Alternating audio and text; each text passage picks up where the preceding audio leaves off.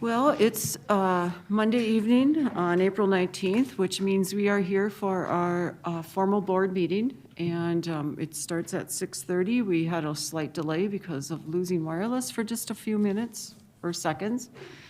It's an important piece to be able to, wireless ensures success for our meeting and for students to be successful with their schoolwork.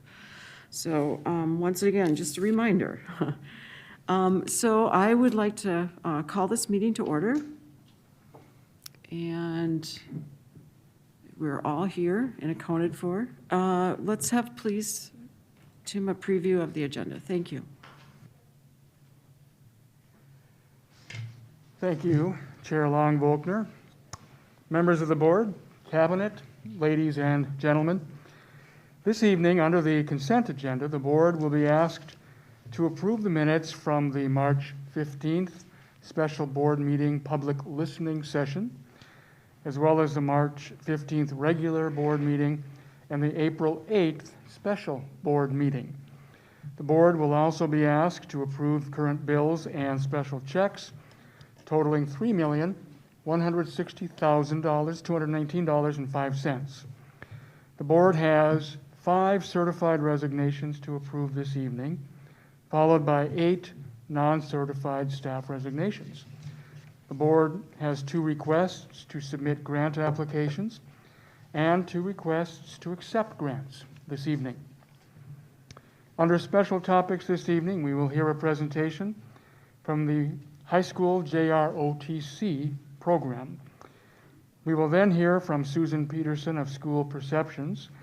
Ms. Peterson will present the board with a community survey that we have worked on with her, which will be utilized to provide important information and feedback from the community about a potential operating referendum the district is considering for this fall. Under the category of COVID updates, I will provide a report on the COVID situation in our schools and in our community. Following that, we will have student representative reports from Abigail Enquist and Joel Roberts. We will have a summary of listening session this evening. After that, the board will have 6 donations to accept. Under the district's broad category of equitable student achievement this month, the board will be asked to approve the special education extended school year programs and summer hours. Then, under the broad goal area of high quality district this evening, the board will hear a report from Principal Stanek on spring programs and activities and how they will operate under COVID restrictions. This will include an update on the commencement program this spring.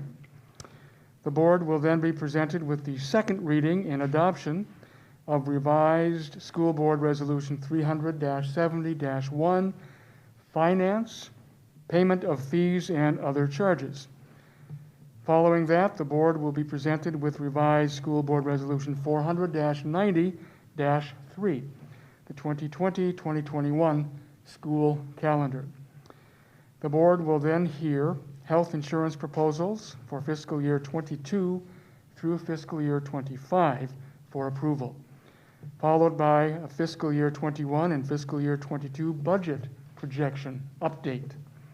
Next, under high quality district, the board will be presented with potential reductions and additions in programs and positions, followed by resolutions relating to terminations, non-renewal of contracts, and unrequested leaves of absence.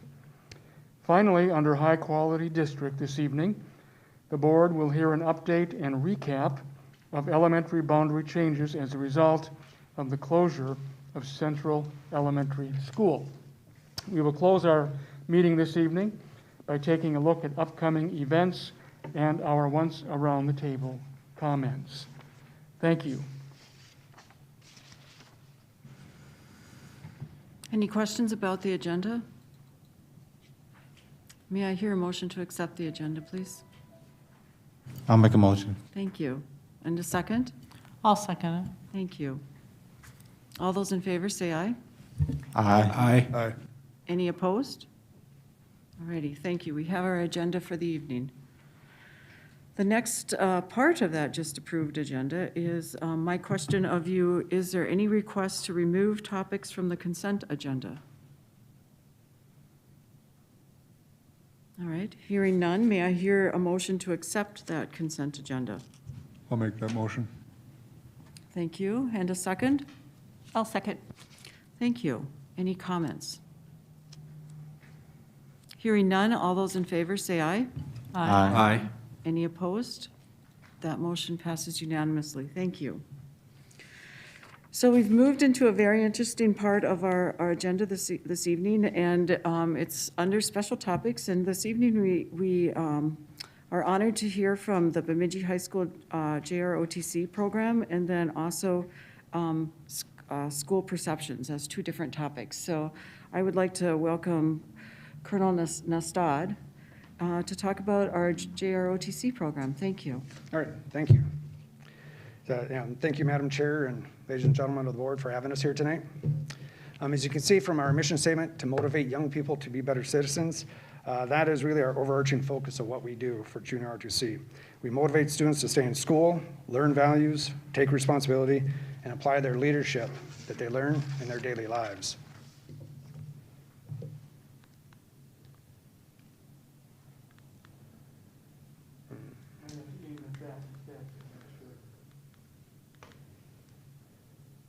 Nope, it's not on.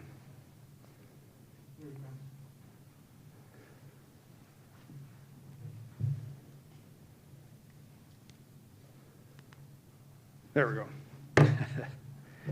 All right, so this shows the progression of Junior Rotc, especially for those that are new to the district and haven't heard about Junior Rotc. In 1916, the National Defense Authorization Act is what started Junior Rotc for all the schools.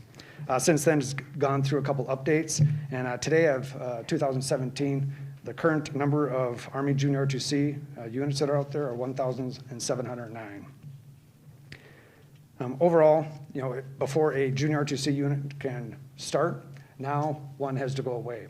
So, and that's where, when we talk about with our program, that, if it starts somewhere else, this would have to go away, or if we go away, it would have to go somewhere else before they can start a new program. So I'd like to also start out what is not Junior Rotc. There's a lot of things that we'll hear with Junior Rotc, and trying to change it from how it was in the past to where it is today. One thing is that it's not the military. We always hear this, that it's like, well, that's military. Well, it's not the military.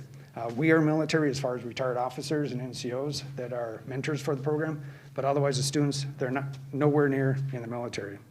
This is also not a pipeline for the military.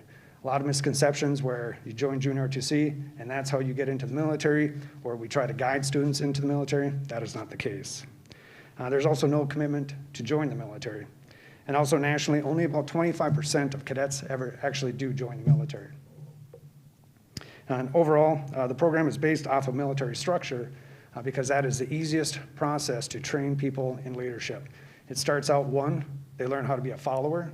After that, they learn how to lead a small team, 2 to 3 people, and we can progressively move them up. If you try to, duplicate this, really any organization you create is going to be like the military.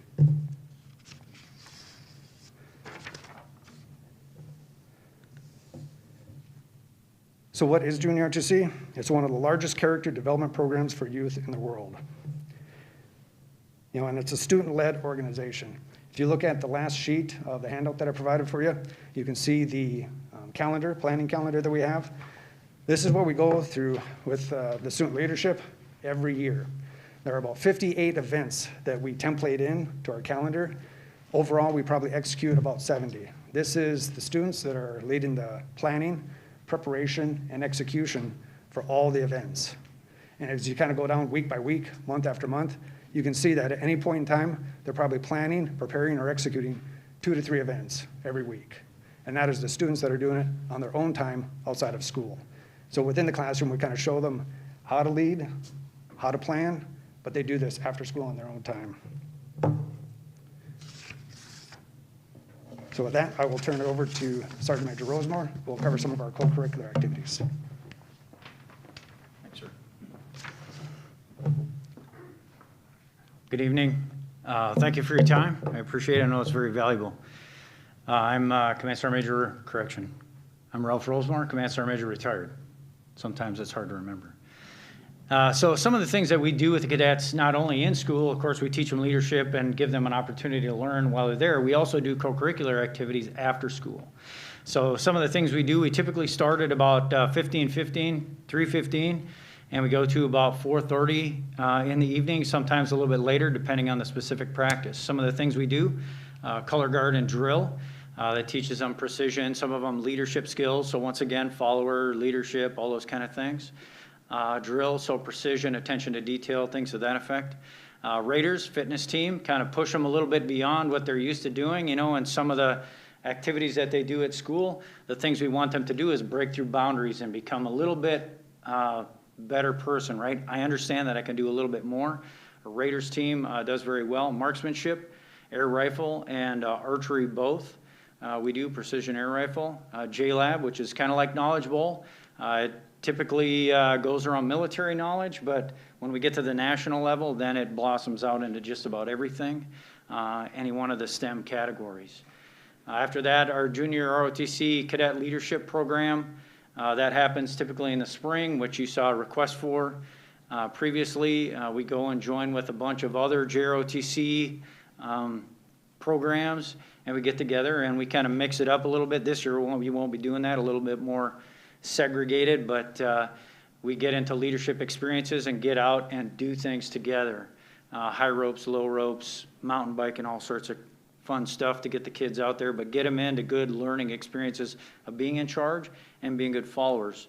And then of course battalion staff meetings, that kind of rounds out our week. So our senior cadets, typically juniors and seniors in the program, they actually get together, talk about what they have done during the week and what they've accomplished and what we need to accomplish. And so as this year has shown you as well as us, you always have to have a lot of contingencies. So our battalion staff has really been working hard at, you know, oh, we got a lump now because of COVID, so we got to do something a little bit different, right? So that's kind of one of those things that's been bad and good all at the same time. Gives them the opportunity to kind of stick and move, I guess, as you would say. Some of the competitions that we do, we go down to Cretin-Durham Hall typically early in the spring. This year we did not. We do have a couple of postal marksmanship events, both with Grand Forks and then the American Legion postal event. We went to Calumet, Michigan and did an Arctic Raider challenge about a year and a half ago now.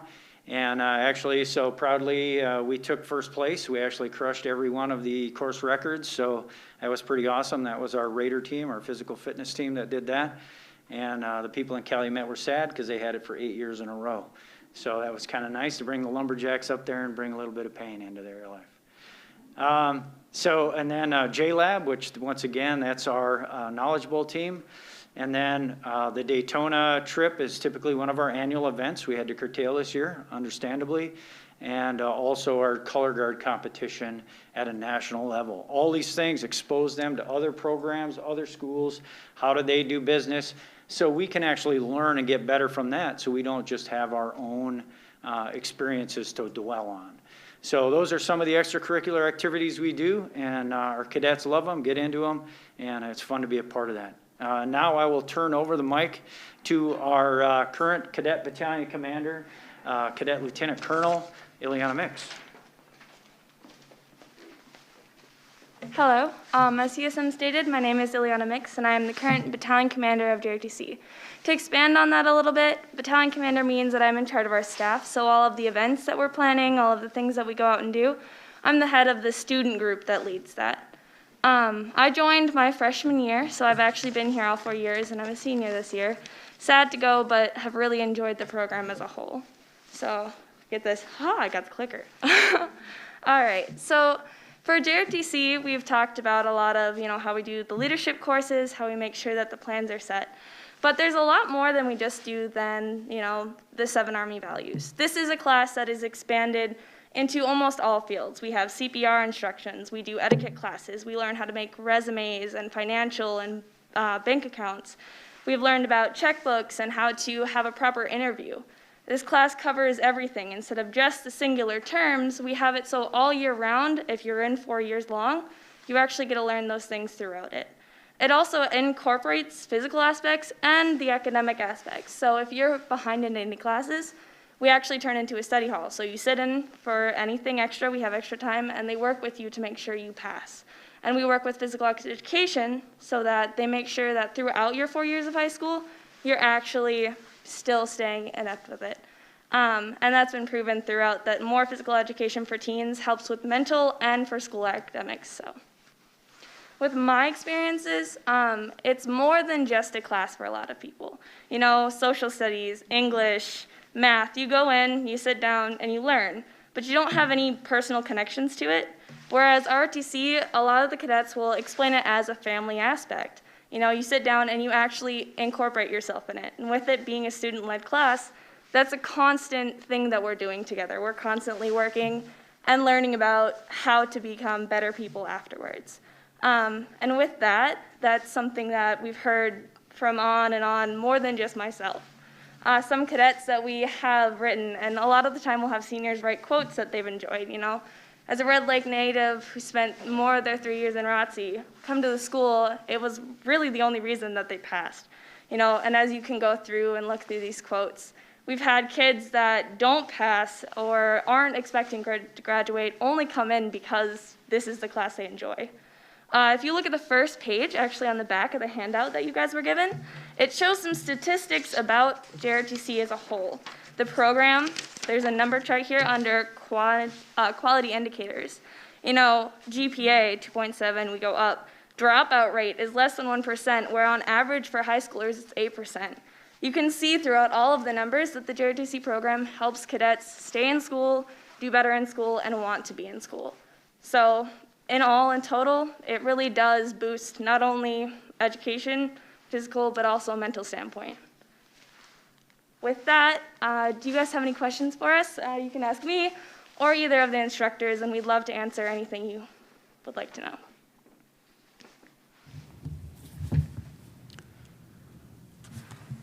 What's your favorite part of JROTC? My favorite part? Yes. Honestly, I would either say the physical aspect or the mental change. I came in to Jrotc as, the best way to describe it is that kid. I didn't talk to anybody, head down, didn't like socialization, just couldn't deal with people interaction. And now I'm here and I'm in charge of a class and I absolutely love it. So I think being able to get to know people and having the confidence building, because your first 2 weeks in the class is just team building, just confidence building activities to help with school and after school. So I really enjoyed that, and that's something that I'll take out of high school too. How many high school students are involved in ROTC this year? I do not have that number. Do you, Karen? Oh, we're right around 73. And it will go up and down as times, but more cadets are coming in as of late. In my freshman year, we've gone up in numbers every year, so.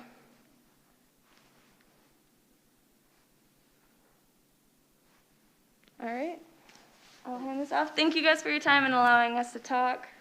So I just want to say thank you for working with 73 students and teaching and helping in the learning experience of all the things that you mentioned in terms, for example, the leadership or the physical part, and just the way people perceive themselves. So thank you very much. Thank you.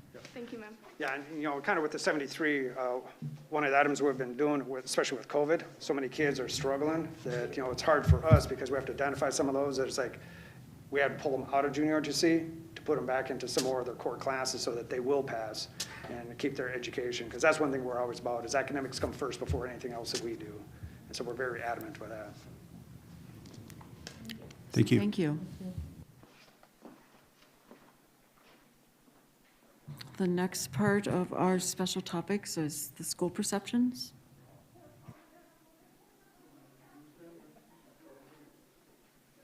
All right, good evening. Can you see us and hear us?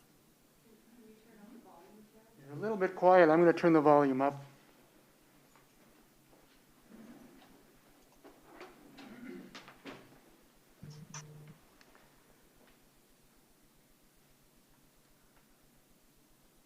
Better now?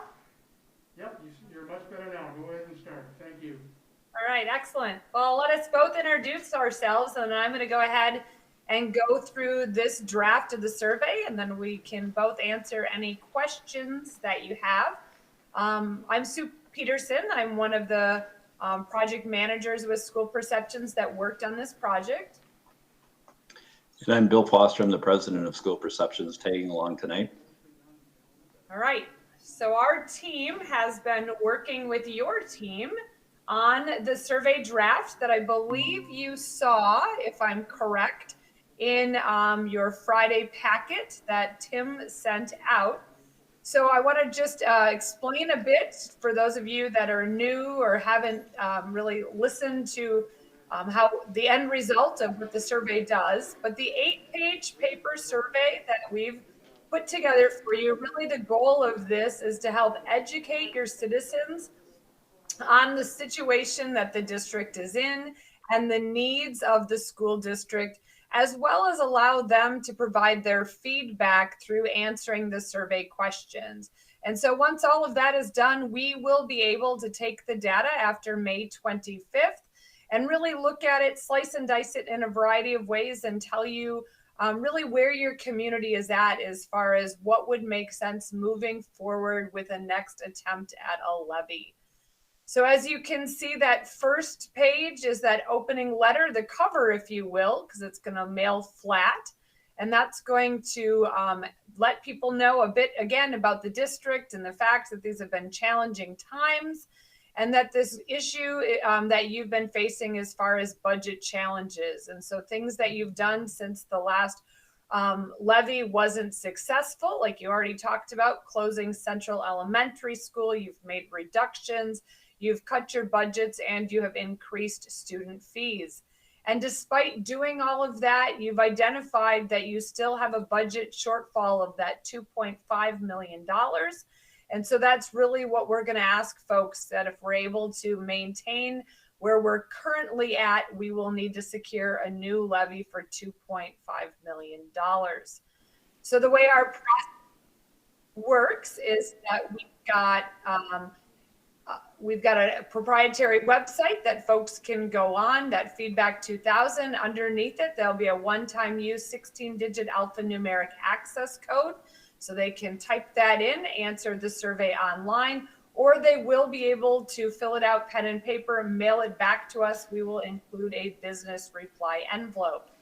So right now we've got the surveys being due on May 25th. And then Bill will be back with you on June 21st to go over the data and tell you the recommendation that we have moving forward. That inside cover of the survey, we ask folks to tell us a bit about themselves. We want to know their age, want to ensure that their primary residence is within the school district, where it is within the district they live, if they're an employee of the school district, if they've got school-aged children, if they've got kiddos, what school or schools do they attend? So we use this data. It allows us to correlate our data with what we know happens at the polls. And that's what will allow us to tell you with a high degree of predictability what we think will have success or really where your citizens are at. We also want to ensure that your people understand the difference between levies and bonds, and that 2014 bond that was successful isn't, those aren't funds that can be used for general day-to-day operations.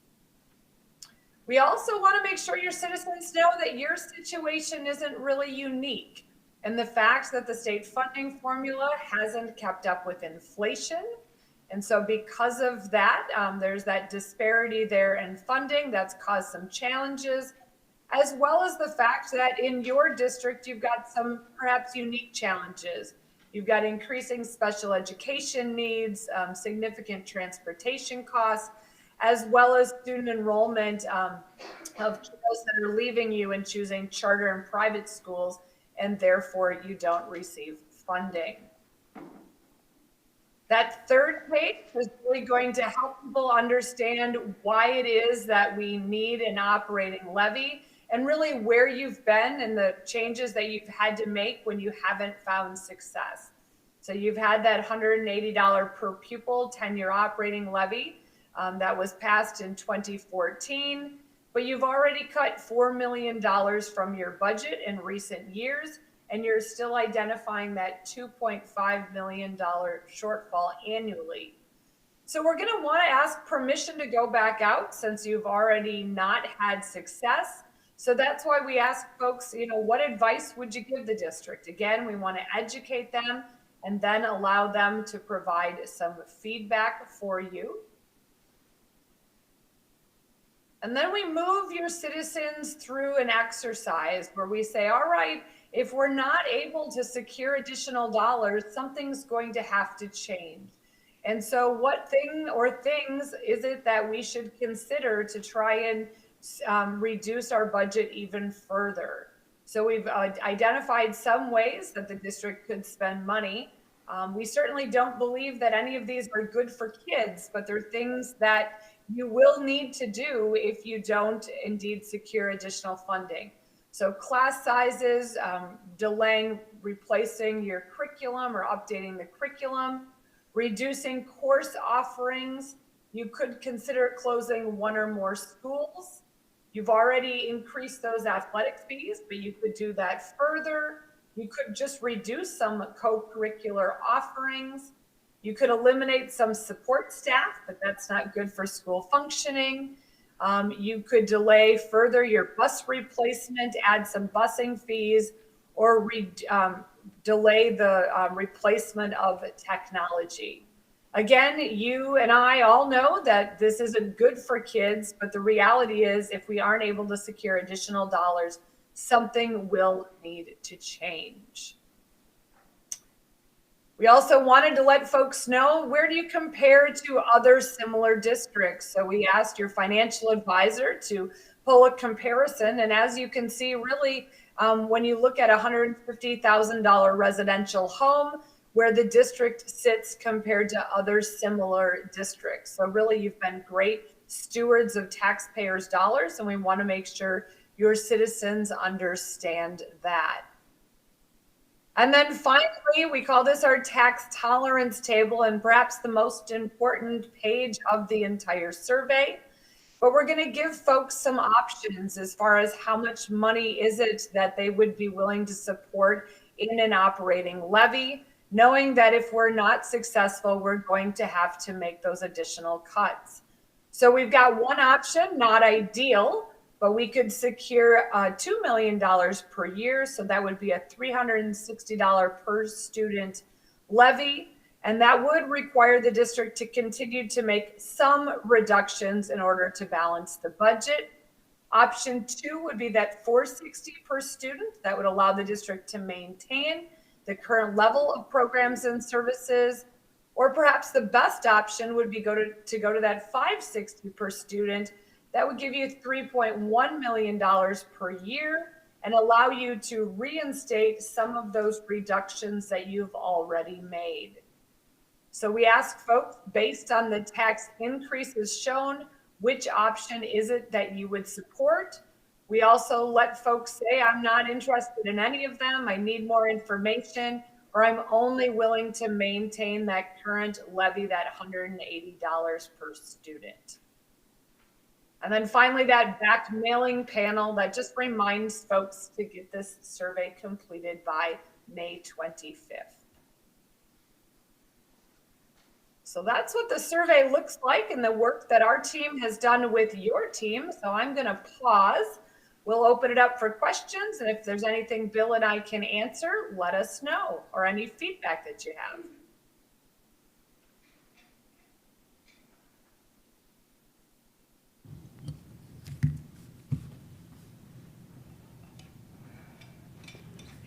Thank you for all the work that you've done. I think most of us have probably read through the survey. How do you deal with low turnout or low response rate from the population? Yeah, good question. So I'll tell you, the first thing I say is there's something unique about the good people of Minnesota that they like to take surveys. Our experience has been that we'll typically see about a 20% response rate, but we've certainly had some districts in Minnesota that have had 30, 36, and even a 40% response rate. So we'll do some things in advance of the survey landing in mailboxes to help increase response rate. We'll provide you with a press release that you can send out to your media partners, push out on social media. We'll also email an option for parents and school district employees to respond to the survey. And we follow up with those folks during the survey window to those who haven't responded. So our experience has been that we've really got some systems in place that allow us to really encourage people to respond. And doing those things, we've really had pretty good success at getting enough of a response to give you a solid answer on where we think you should land.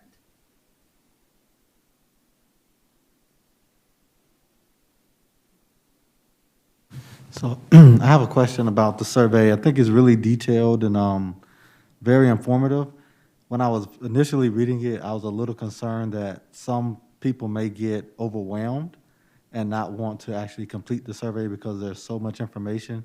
So is there a plan to kind of maybe figure out how we can try to make sure that people don't get overwhelmed to the point to where they just don't want to fill it out because of all the information that's in it? Yep, great feedback, and certainly we hear that a lot. I think we try to write the survey with that in mind.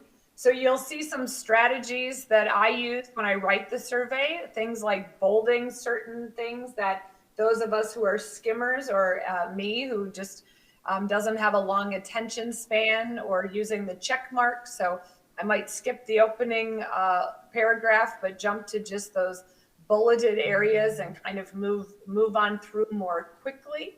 Our experience has been, even if folks don't respond to the survey but read some of it, that has solved one of our goals, which is really to educate people on the needs of the district. But again, our experience has been that you will have enough people that will move themselves through the entire survey and provide you with the feedback that you need.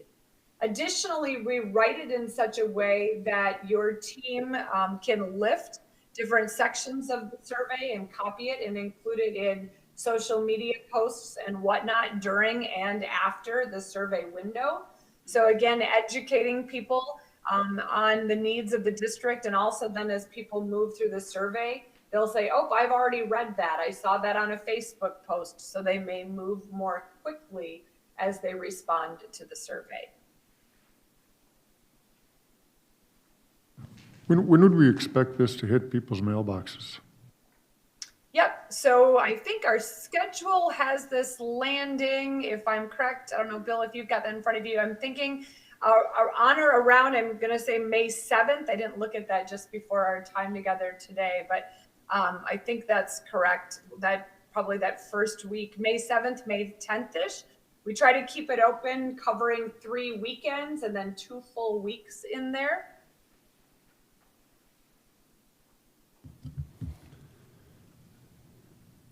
So is it reasonable that we would have results to review by our June board meeting?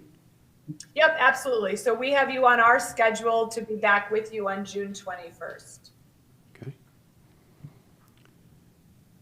And kind of a follow-up to my previous question. So if only, let's say, 20% or fewer percentage of the population respond, how do you take that percentage and extrapolate to all potential voters? Bill, you want to take that one? Yeah, so from a statistical standpoint, once we get to about 500 respondents, we have a high level of confidence in the data. And then if it goes from, so for instance, at 5%, we might be at plus or minus 4%, or at 500 respondents, we might be at plus or minus 4%. If we get up to 1,000, it'll drop down to 3%. So really our goal is to get up to that 500 number. And the other thing that we do is we're going to look at subgroups. So we know there's really 3 key subgroups for all school districts. The first one being is your staff. We want to be sure your staff is on board and educated about what's being proposed. If your staff isn't supported, we've got a problem. The second group would be your parents. The parents typically represent about 25% of your community. Of course, they're by definition more engaged because they've got a child in school. And then the third group, arguably the most important group, falls into the non-parent, non-staff subgroup. They represent the majority of your voters, and we will create 3 mutually exclusive subgroups and analyze each of those to understand where they're at. Of course, giving the most weight in terms of actual voting to that non-parent, non-staff group. So that's how we're going to look at the data when we come back in June. And I did check the timeline. Right now, we're and by the way, Sue always has a good disclaimer. We don't control the U.S. Post Office. We've proven that. So we don't quote the exact date, but right now around the May 6th, May 7th, we anticipate these to be hitting mailboxes. And then we've got a survey deadline of May 25th.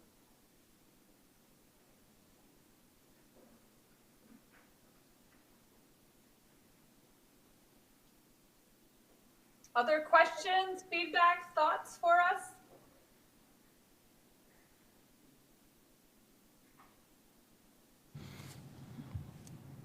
I am not seeing anybody with any other comments or questions, so thank you very much.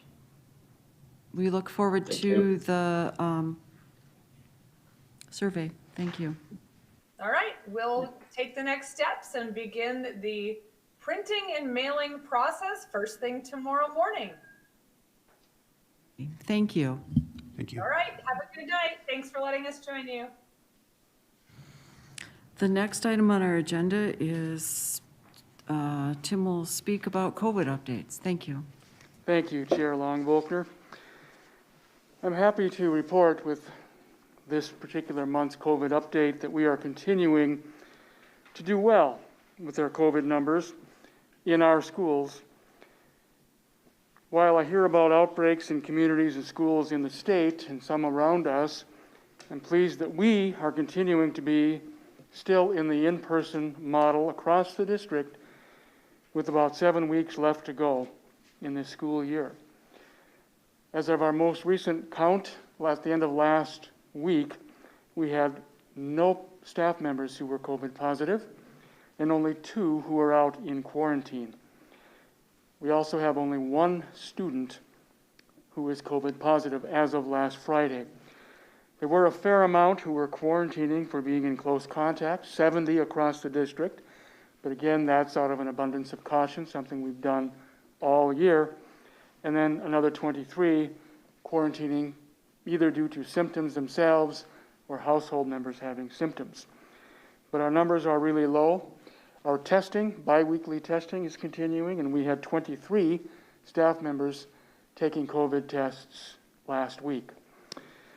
Our goal now is to finish out the school year safely and by keeping students and employees safe and healthy. Later on this evening, you will hear from high school principal Dr. Stonek about adjustments and modifications to traditional springtime events and ceremonies. Many of these ceremonies would normally include a banquet, but as we follow the guidance we've been given, we will have these traditional events, but the banquet will not be part of the program in order to ensure health and safety. Dr. Stonek will also be detailing how the class of 2021 commencement ceremony will be conducted in order to maintain and ensure health and safety during this pandemic. As we close out this challenging school year, it may be tempting to let our guard down, and I've been seeing this happen in our community with parties and large gatherings of people not wearing masks. But our race against the pandemic is still not over. We must continue to persevere and resist COVID fatigue. As the school year is approaching its final weeks, we cannot let down our guard or become complacent, or we may need to shift back into distance learning again, like some area schools are needing to do, because of rising numbers and also because of the UK variant, a more contagious and virulent strain of the virus, which is now the dominant strain in Minnesota. Some of the difficult decisions we will need to continue making will not be popular. Such decisions, though, will determine how we handle spring ceremonies, such as honors and recognition programs, prom, and yes, even graduation. While we all want to return to normalcy, we cannot do that yet and must continue to wear masks, practice social distancing, wash hands, and limit the numbers of people attending activities in our schools.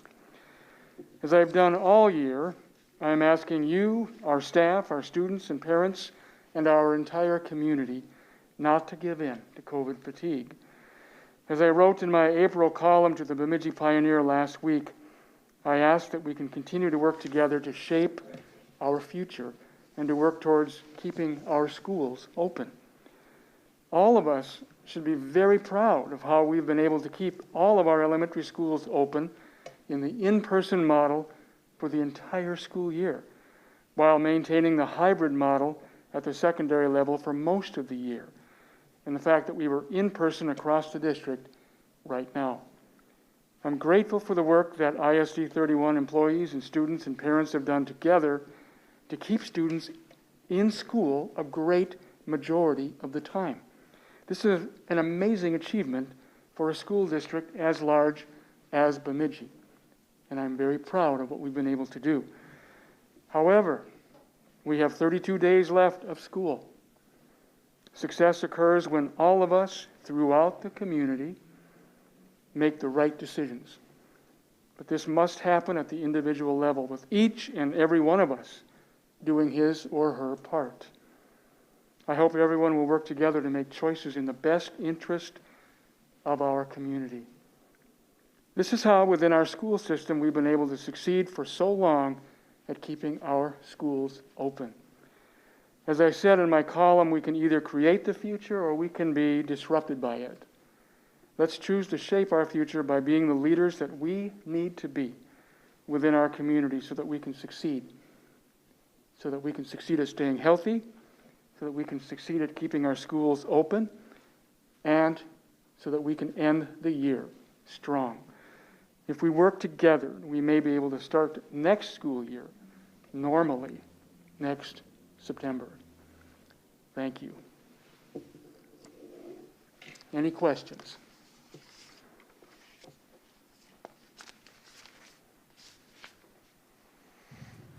Okay, thank you very much. And I echo what you say. It's been a long time with COVID. We've adapted, and yet it's stressful.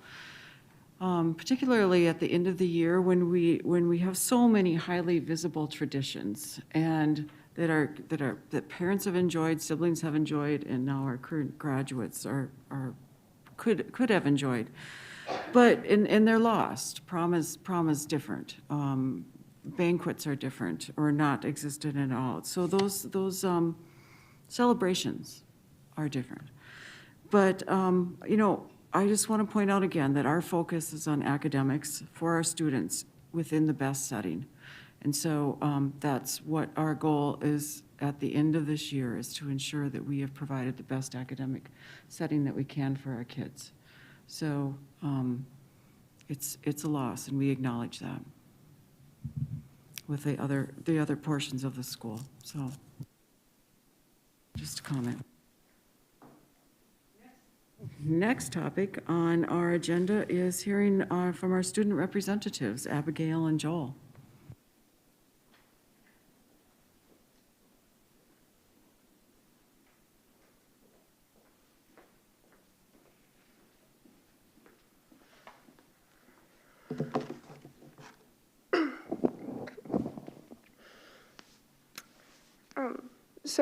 During the month of March, which I believe I might have mentioned in the February meeting, the National Honor Society and the United Way worked together to host a clothing drive at the high school.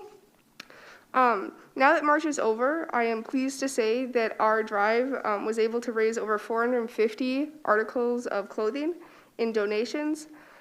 So I just wanted to thank all the students who volunteered their time and donated, as well as all the staff who helped organize and carry out the clothing drive. So thank you a lot. It was for a good cause, and it helped a lot of people. So thank you again. And I know Dr. Stonick will be talking about this more in detail later on, but I just wanted to express the relief that myself and many other seniors are feeling now that there's a plan in place for graduation. We are extremely grateful that we as seniors are able to have a graduation ceremony.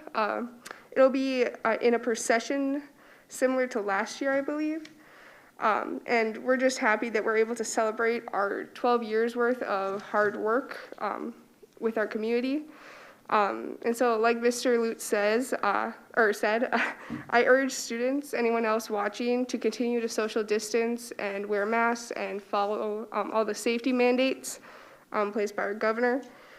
Because these events like graduation and prom and grand march are privileges at this time. We are lucky that we're even able to be able to do what we have at this point. It might not be normal, and that's okay, because we're still able to do it in our own special way. And when graduation comes around at the end of May, I hope that myself and all of the other seniors at Bemidji High School will be able to share our accomplishment, not just with our family, but with our community as well. So, thank you. Thank you.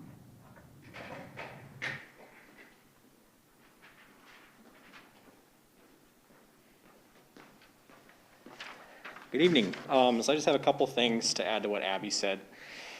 This last week at the high school was spring week. Most of you guys know we typically have snow week, which is kind of like a homecoming week part 2. It's usually held in late January or February. Actually, this year we pushed it back because we wanted to be able to have everybody in person when we did it, because it's a lot more fun that way. So it was spring week, although we had snow 2 days out of the week, so we probably could have gone by with it anyway. But hindsight 2020. Anyway, I think it went pretty well. We had theme days each day where we were able to have a lot more participation than we had earlier this year. For homecoming week, we were still in the hybrid, and it was kind of difficult to get students to participate and, you know, have fun with it. When we had everybody back, I think we all had a great time. We were able to pass out, like, we had glow sticks for Neon Day. We passed out Lays for Hawaiian Day. It was a lot of fun. We still had pet fests that were kind of recorded virtually and then streamed on the TVs during lunch on Lumberjack Live. But we were able to have an in-person power volleyball tournament on Wednesday night, which is kind of one of our spring week, snow week traditions that we normally have. That's a lot of fun. The other thing I'd like to talk about, as Abby kind of referenced, I know you all have been hearing from me this week about some of the choices that students and parents have been making at the high school. And I've kind of been taking this on personally, but I know for people watching tonight who are informed about this, there are plans put in place to have a prom where masks would be optional to wear. I don't have a lot of detailed information on this. But about 150 BHS students are expected to attend, and although masks are planned to be handed out at the door, I do not have any verification, and I have serious doubts just knowing some of the people who are organizing it that masks will be enforced once inside. I understand that the school district does not want to make any public statement that could be seen as political. However, I feel that because of the imminent threat to the spring, the last month of our school year, sports and activities, in-person school, I think it is important that people are informed about the consequences. You understand, I've been talking to these people all week. Where they're at right now, most of these people are seniors who are going. They're like, okay, we got a month left in our senior year. The thing I'm getting hearing over and over is we have nothing left to lose, which is obviously not true. We have an awful lot less that we could lose. An awful lot left that we could lose, both in school and sports seasons and in people's health and safety. What I would ask of you is that we put out a strictly non-political statement. This is the protocol that the school must follow in the event that 150 students were exposed to COVID. This is what we would be forced to do due to the state regulations, the state guidelines. I know what we would do, and I've tried to tell people, and a lot of them simply don't believe me. It's been a frustrating week.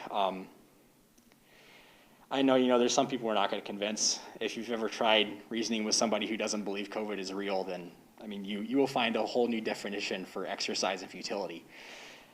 But I think that there are a lot of people who, if they were informed, they would be able to make a good choice and a responsible choice. Does anybody have questions for me on this?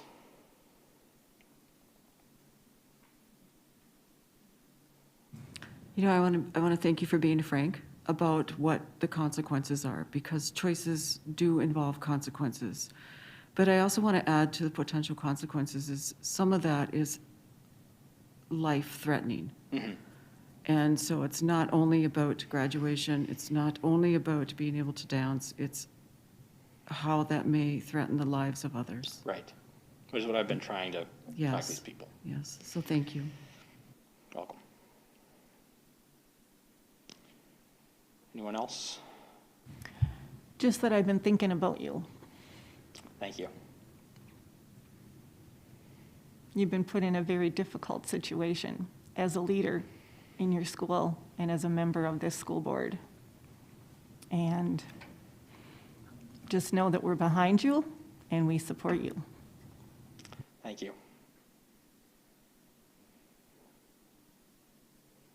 All right. Thank you, guys.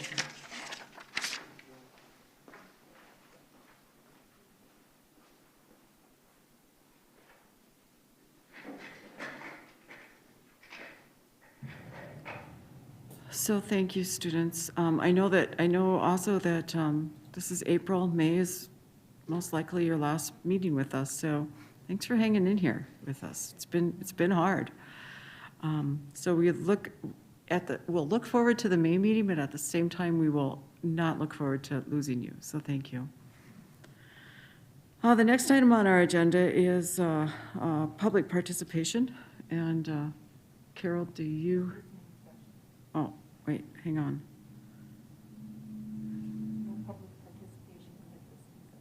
Oh, that's right, sorry. Catching up, thank you. I always have to say thank you at least once. So yes, the listening session review, and Carol Johnson got the notes on that one. So we had just one individual who attended the listening session for this evening, and just wanted to impress upon the board that during this current budget situation that we are in, to just remember that any cuts that need to be made in all areas of the district. That was the message. Thank you. The next item on our agenda is we are now to donations, submission of grants, acceptance of grants, and donations. Thank you, Chair Long-Volkner. I would refer the board to page 48 in your board book. We have 6 donations to accept this evening. The first 4 are going to the high school career academies. Culver's has donated $750 a year for 3 years to the Culinary Arts Career Academy. Dick's Northside Service has donated $500 to the Automotive Technology Academy. Wells Technology Incorporated has donated $5,000 to the Mechatronics and Project Lead the Way Career Academies. And Up North Canvas Company has donated $750 to the Bemidji Career Academies. These 4 donations will be used for transportation for students to real-world experiences, as well as exploring registration and the costs associated with those, along with the costs for uniforms and graduation medallions. In addition to those 4 donations, Bemidji Gymnastics Club has donated $1,500 to the Bemidji High School Gymnastics Program. And finally, Sanford Health has donated $15,000 to the Bemidji Area Schools Angel Fund, which supports unpaid student meal debt. So you as a board have 6 donations to accept this evening by way of a motion. Thank you. So there is the motion that's quite long. May I hear somebody would like to make that motion? I'll make that motion. Thank you. And a second? I'll second it. Thank you. Any comments, questions, or concerns? I would just say a big thank you to all of the individuals and businesses and clubs that are supporting our school district and our students. Yeah, we all echo that. Okay, hearing no other comments or questions, all those in favor say aye. Aye. Aye. Any opposed? That motion passes unanimously. Thank you very much. And we have grant applications.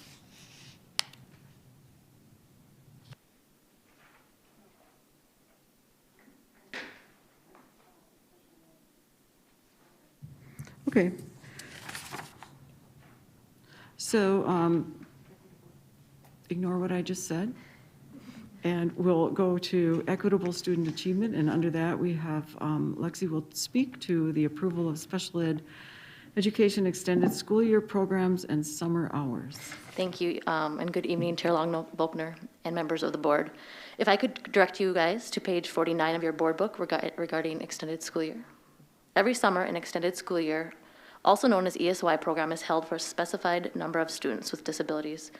These students need extended school year services during the summer months to prevent serious regression of academic and social gains achieved during the school year. This year, the program will be held Monday through Thursday for 5 hours per day, July 12th through the 29th. So this evening, I am asking the board to approve the 2021 special education extended school year programs and summer hours. May I hear that motion, please? I'll make the motion. Thank you. And a second? I'll second that. Thank you. So comments, questions? Is this program different from years past, given the current pandemic situation? I would say different from years past other than last year. We do plan to have it in person, but also we'll be offering distance. Okay. I can say that we were down at the middle school, at the high school, we were down 1 teacher and 1 pair from last year due to numbers currently, although those things can change if additional students come into fruition. The middle school, we were up 1 teacher and 1 para, and at Gene Dillon, we were down 3 teachers and 5 paraprofessionals for this summer ESY program. Thank you, guys. So we have a motion and a second, and any other comments or concerns? Hearing none, all those in favor say aye. Aye. Aye. Any nay, any opposed? Okay, hearing none, that motion passes unanimously. Thank you. Next topic on our agenda falls under high quality district. And so we're going to hear from the high school principal, Jason, to speak to high school spring events update.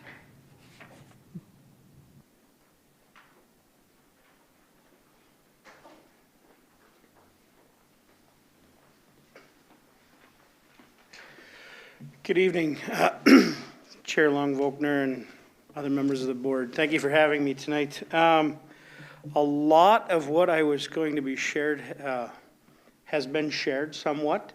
I will begin by Joel and I have had some conversations about the challenges we face, and some of the students' desire to have a prom. We will be having prom, but it's Grand March only this year. And one of the things, I'll tie 2 things together, and then I'll talk about some things, so they're not all in line as far as date. In order for us to have a prom, we have some guidelines that prom and graduation have that extracurriculars do not, but prom, graduation, and our banquets do. And so we were unable to host a dance this year, and as Joel expressed, there is from what we've ascertained there's a plan for a outside prom, and there is some that's already been expressed that it could cause a rise in cases in the community, which pose a health risk and could also impact our educational programming and extracurriculars. So I'm hoping that if there is something done on an individual or a group level, that whatever that function is it's done safely. However, with the guidelines that were imposed upon us, I'm not sure how that would happen in a large group. And as we discussed, graduation will be a procession as of last year. And I spoke with one parent, and several parents have expressed how they enjoyed last year, but our decision was made upon what can we do with quality within the guidelines we have in front of us. And I told that parent, I said, I do understand what parents are going through. I had waited and hoped that I would give my own daughter her diploma last year, and ended up having the graduation we had, which was a good experience. But so when we started this year, our intent is to find a way to get us close back to our traditional graduation as we could. When our last set of guidelines were put out, we looked through what can we do with quality. And so some people might ask, why didn't we do a committee, or why didn't we get a choice? It really wasn't a matter of choice after we looked at the safety guidelines that we have to adhere to. And so we will be doing a procession this year. And the procession, hopefully, we do have some nuances that we're able to enhance what we provided last year. On May 24th will be the grand opening of the area on the side of our drop-off lane, which is the old front for the old high school. And it'll now be a patio area to connect the past, present, and future. And so we will be offering, because we can put a photographer back safely, where students can come to get their pictures taken, and they can do so with their mask off, cap and gown, and their diploma book. So we weren't able to do that with students last year, where they could get a photo other than the action shot when they're driving through. So we'll be putting plans out for that, and that'll be prior to graduation. Graduation will have a procession staging at 8 a.m. at the Sanford Center, and more details will come out, but the overview is we'll stage at 8, first car leaves at 9, and we'll be able to then provide the recording of graduation on the radio, and then when the first car hits the high school, we'll begin with bios of our student graduates this year. And so we will have over 350 graduates. So then I will talk about our other pieces. We have banquets that we were hoping to hold. The service of food is difficult, but also the size of our high school, good thing, but a challenge during the pandemic. When we looked at our scholarship and NHS induction ceremony specifically, our group is so large that we are looking at how can we do that virtually, because in order to have attendance and to have for spectators or parents and to have the students themselves, our group is too large and we'd have to have multiple shifts. So so we don't have those plans finalized, and Mr. Toward will be putting out how to do our NHS induction when we've figured out how to put that together. Questions so far? There's a lot, and there's going to be a lot of details coming out. So I won't wait till the end. Questions thus far? Okay. Jason, I was just going to add just a little bit to it. Yes, ma'am. So I saw in the paper, not everybody gets the paper, okay, that graduation for BSU, they did put that out on Friday, saying that was going to be in 3 separate times. And I just wanted to kind of throw that out, because I know people are looking at it thinking, well, BSU's having an in-person graduation, why can't BHS?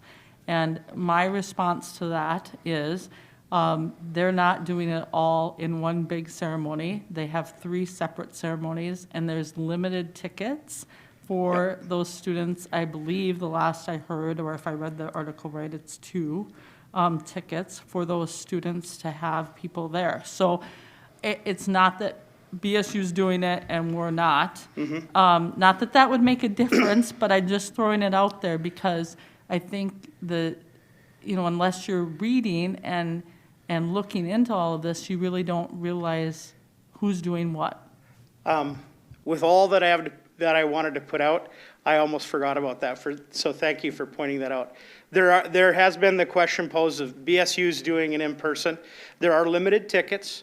With our number of students that come from split homes or non-traditional families, 2 tickets is not adequate more times than not. BSU's cohorts or their overall graduating size is smaller than ours. And they are incurring a considerable extra expense for each of those shifts.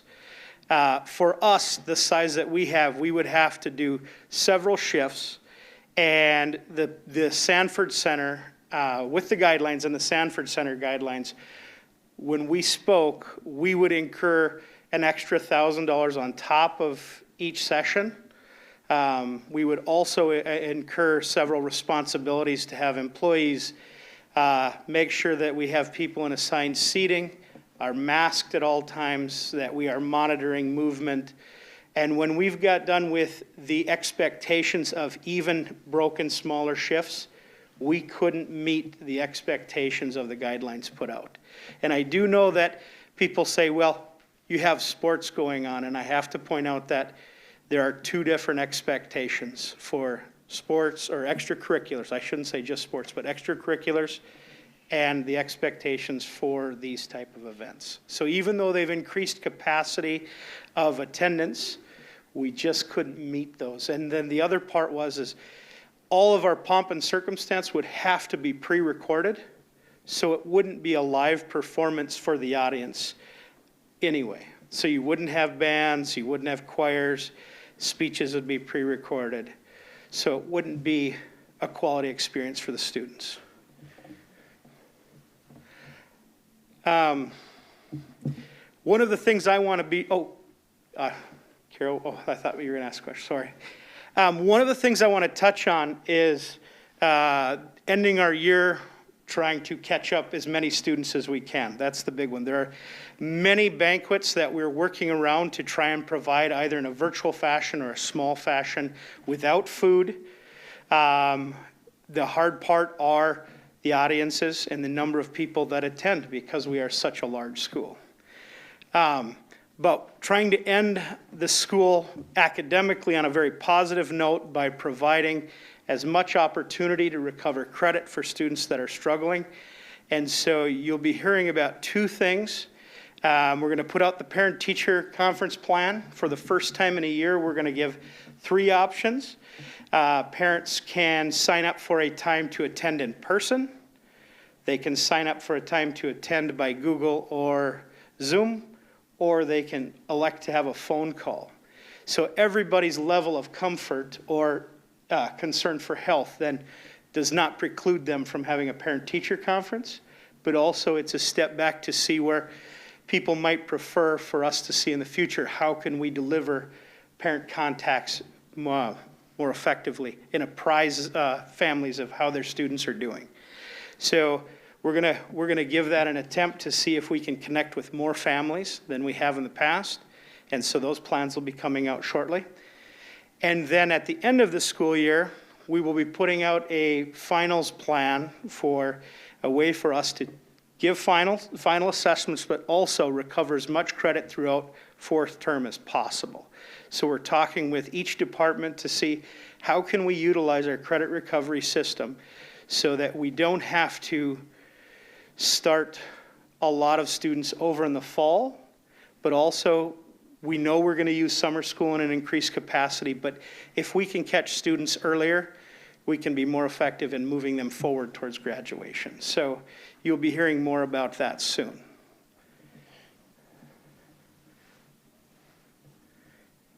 Any questions? Doesn't look like right now. We'll look forward to more information. Sorry, we'd be here all night if I read it all. I know. So thank you. Thank you. The next topic under High Quality District is the second reading and adoption of the revised SBR 300-70-1, finance and payment of fees and other charges. So thank you. Thank you, Chair Long-Volkner. I would refer the board to page 51 in your board book and 52 and 53 actually as well. After hearing board members' concerns, and meeting with the activities coordinators from Bemidji High School and Bemidji Middle School, revisions have been made to this School Board Resolution 300-70-1, and we have both activities directors here this evening to walk you through what those changes are. Thank you.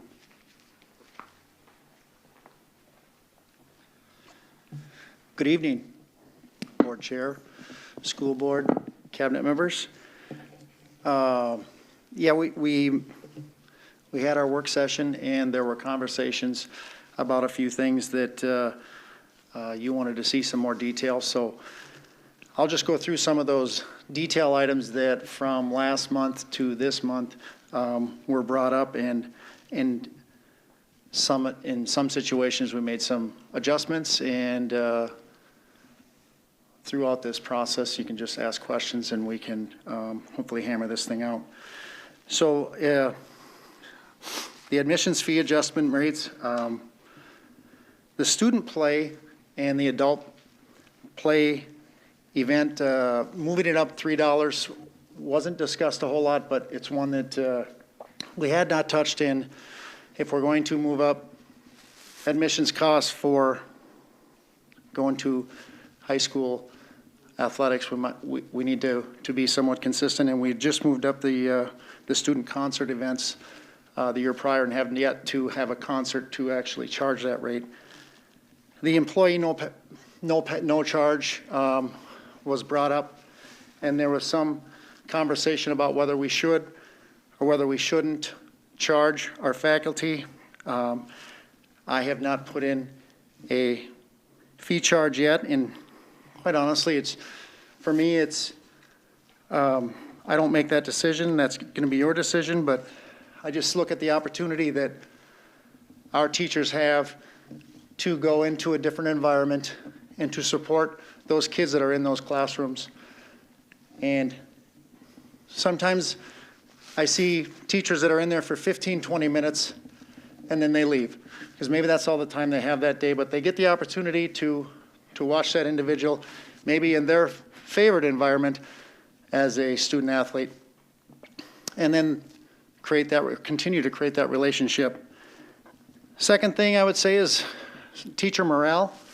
This isn't a lot, but at a time when our teachers are working harder than they ever have this year, this is one plug that we can keep for them, and hopefully continue to boost our morale as we go through this COVID crisis and these budget cuts. The other thing that was brought up was a tiered progression in our activity fees, and in looking at the cost per player and some of the unique things that we have to pay for some of our sports, I came up with the tiered process that you guys have had the opportunity to look at with 7 of our sports, and I believe 3 of our fine arts programs having a higher cost because of the costs associated with that activity at BHS. The last adjustment was the free and reduced, which was and has been for many years at 0 cost. And we added a $40 for the high school and $25 for the second activity. Give those kids, those parents give them a little stake in the game, a little bit of money that, again, can help us in our budget crisis. I had a form of, I believe Ashley put together, of how much money we've lost without charging those kids at all. And it's quite substantial every year. But again, knowing that we don't want to ever turn any families away if in fact they just can't pay it, working through that process is something we have done and will continue to do.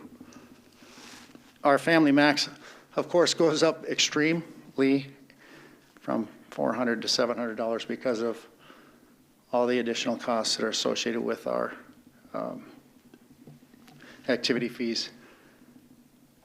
We did also, Andra can speak to this if she would like, but there was the desire for sixth grade non-travel activities to be charged less and to make sure that those kids aren't being charged an extreme amount and they feel like they can go in and try something maybe at the intramural level, at the sixth grade level, and at a much more reduced rate or a smaller reduced rate compared to the $100 fee. Andra, anything? I would just bring your attention to, in the past for the middle school, we've had two rates. We've had a first activity and a second activity. So we're breaking this out a little bit more detail to follow suit with kind of what the high school is doing. So for our 7th and 8th graders that travel, the activity fee would go up to $100 for their first activity. And then for their additional activity, it would be at that $80. For fine arts and academic activities, it would be $70 for their first activity and then $60 for their second. At the 6th grade level that don't travel, now gets a little confusing because there are some activities that as a 6th grader you have the ability to travel, like cross-country run, Nordic skiing, and a few of those. So this does not include those activities, but the non-travel activities would be a $60 flat fee, regardless if it's their first activity or their second activity or they're in the non-travel fine arts. And then we are suggesting a flat $25 a year annual for free and reduced lunch. And then going along with the max, we work with the high school on the family max of $700.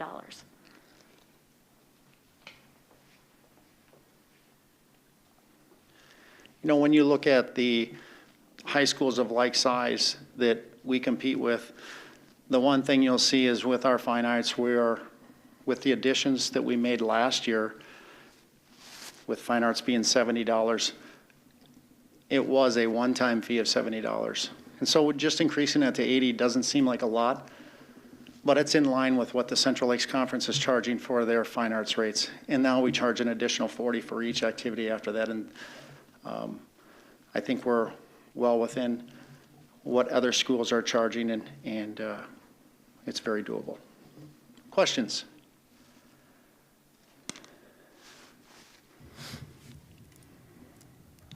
What does the asterisk mean behind the second sport number, please?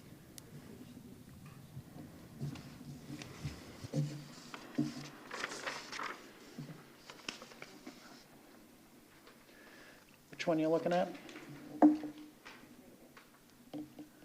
Carol directed me to the answer. The asterisk after the numbers refers to Bemidji High School, Tier 1 sports with a definition, and then... With the 40 and the tier, or the Yeah. asterisks after it? Uh-huh. I don't know. No, it's like on the first page, it's after the 120, Tier 1, second sport.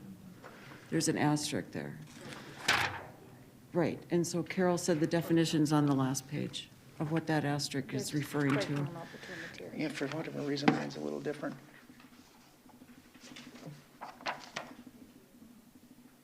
So it's breaking it up. For ours, it's the non-travel, the 6th grade. Yep. I'm not sure about yours. I didn't put that asterisk there, so I'm not really sure. I got it. You got it, though. I got it. You're, Thank you. You resolved it on your own. Well, no, with some help from Carol. Thank you, Carol. Any other questions? I just have a comment. Yes. I didn't say anything last time, but I did agree, somebody else said it on the board, and I did agree with the fact that we should leave the employee pass at no charge. And that's not only for morale of teachers, but I think for the students to see teachers. Like you said, if they just pop in for the 10, 15 minutes even, it's the students seeing the teachers wanting to see them. I think that's very important. So I wanted to get that said today because I didn't say it last time, and so I appreciated that it's there. You know, I so often do see teachers come in and they don't always stay for the full time of whatever the JV or the varsity contest.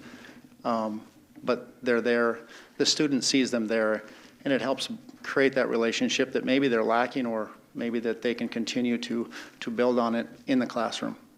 So I would agree. I was glad to see that these rates are not, they keep us in line with the other Central Lakes programs. One question I had regarding specifically the free and reduced, will there be scholarships available for individuals that are having extreme monetary challenges? And I guess that could go to not just free and reduced, but anybody. There are on occasion those people, especially with summer program, because we had free and reduced, so they didn't come in and ask us if they can participate because it was free. But in summer programming, let's take the summer strength program. There's probably a dozen kids every year that are given a scholarship to participate in the summer program. There's no money attached to that scholarship, but they're given the waiver of not having to pay.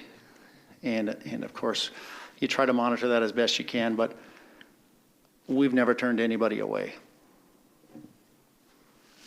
And then I would ask that we make sure we monitor how many kids participate this year, well, this coming year. Yep. As opposed to past years. Because if we see considerable reduced numbers of kids, I think this might be something that we, at some point in the future, might want to look at again. Because I think all of us on the board want to make sure that there's as much participation as possible in as many activities as possible.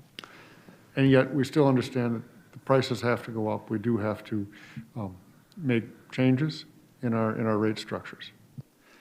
This makes me nervous as well, to be honest, but I think if we get the information out as early as possible so that it's not a surprise to them next fall when and if we do change these rates, that they have a time to adjust to it, and if they need to ask questions, they can ask questions ahead of time. You know, the why behind it. Yes, sir, Joel. Going off of that question, how can we make sure people are aware that there are options for them if they aren't able to pay for this? And because the parents thing is like, you know, the parent looks at that number and says, you know, you're not playing soccer this season, you're not playing the competition. How can we make sure people are aware that there are other options? We haven't advertised scholarships available because we've never had to, because our free and reduce has been free for so long. And it's always been in conversations with other summer programs that get into these sticky situations. If you advertise it too much, everybody signs up for it.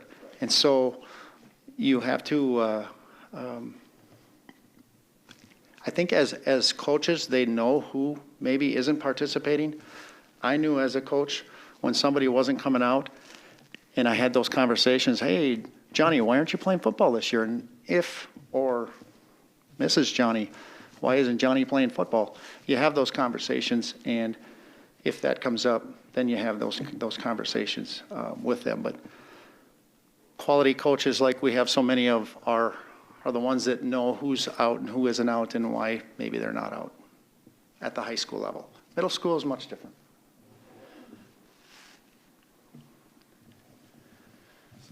I'll just follow up with that and just say, is there a way for us to maybe include some of that, like say, for instance, if we're sending stuff out, putting it on the website, maybe having a statement or something down there saying that it's available? Scholarships available? Yeah, just because I think about, like, say, if someone is new to the district, or if someone who may have never played and the coach may not know that family, then they may not be able to identify with that student.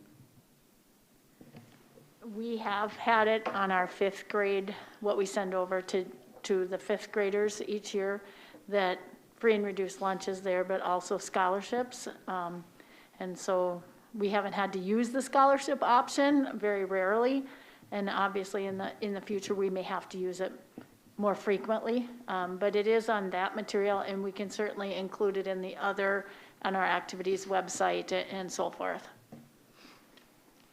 The other thing that has happened in the past in some of these club programs with especially youth programs, thinking of one family in particular where they said, I do not want money to be a problem. Scholarships are available. And if in fact with somebody were to, a business or a person were to assist us in that matter, that would be very easy to advertise that. And one final comment on that. So, and maybe this is going back to Jeff's comment. So like, I know we were talking about free and reduced students, but say if there's a family who doesn't qualify free and reduced lunch, but they're having trouble paying the new fees, is there something that they can do to get either scholarship or pay something a little less than what we are raising the fees to?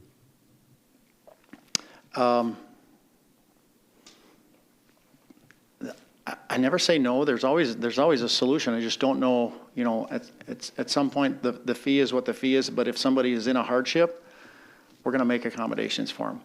We always have, always. That is if we know.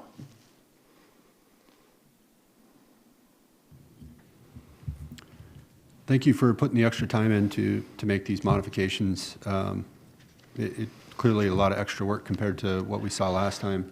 Just one quick point of clarification. You guys have kind of said middle school and high school.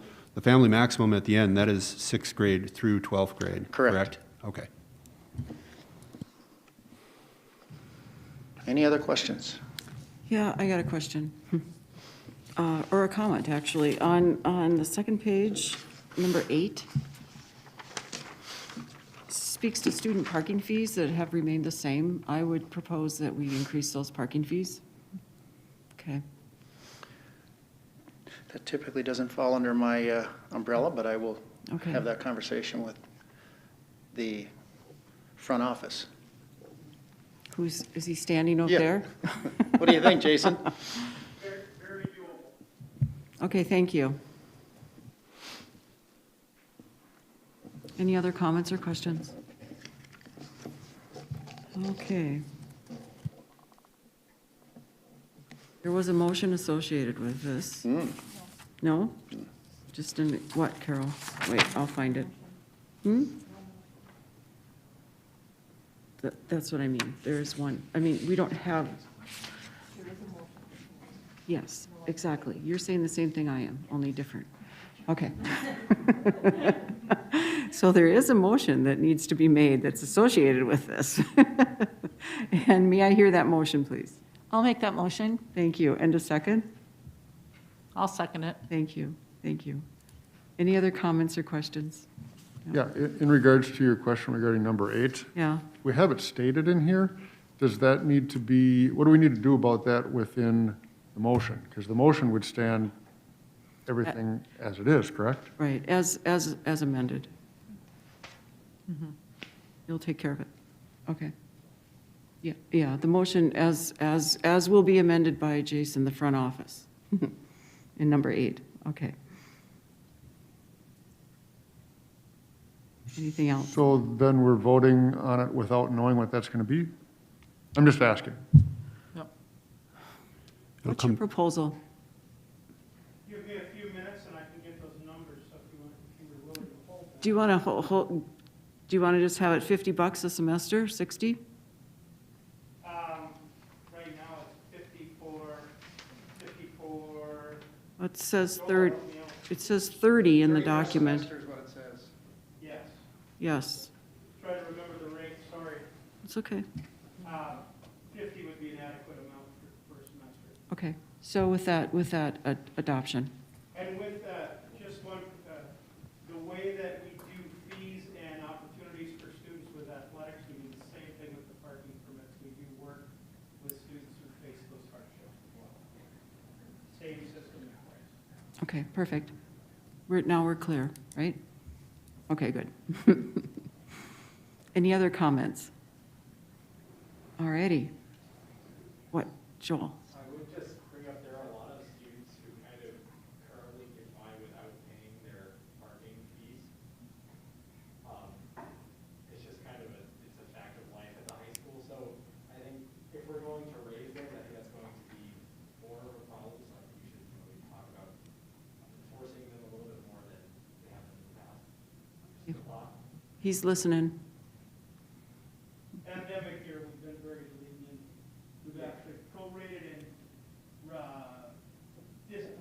we prorated and sent students fees back because of in and out of the different models. So we have been very lenient with enforcement this year. Knowing the challenges kids face just getting to and from everything. So Joel's right, we would have to get back on the proverbial horse next year. Okay, thank you. Anything else? Okey-doke. With that acknowledgement that the parking fees will be increased to $50 a semester also. All those in favor say aye. Aye. Thank you. Any opposed? That motion carries unanimously. Thank you very much. Next item on our agenda is brought forward by Tim, is the revised school calendar for 2021. Thank you, Chair Long-Volkner. I would refer the board to pages 55 and 56 in your board book. At the beginning of the 2021 school year, the year that we're in right now, the Board of Education, under the advisement of myself and the Meet and Confer Committee, did revise the 2021 school calendar. The revision entailed moving a staff work day, which was a half a day, from the end of the school year, which would have been Friday, June 4th, and moving it to the beginning of the school year. That move was made to provide district staff with more time to prepare for the safe start of the school year under pandemic conditions. That change, while providing additional necessary time at the beginning of the school year, now creates a challenge for ISD 31 staff to close out the school year safely and properly. A solution to this problem is a proposed early release or early out for students on the last day of the school year for students, Thursday, June 3rd, to provide staff with additional time to conduct their duties. We are proposing a 2-hour early release so that staff can finish out the school year. Also on that day, we are providing after-school care for any families who find it to be a challenge to be releasing 2 hours early. So we are doing our best to provide that service. But as is required for all calendar updates or revisions, we need to have a motion approved by the board this evening to affect that master calendar. Any questions?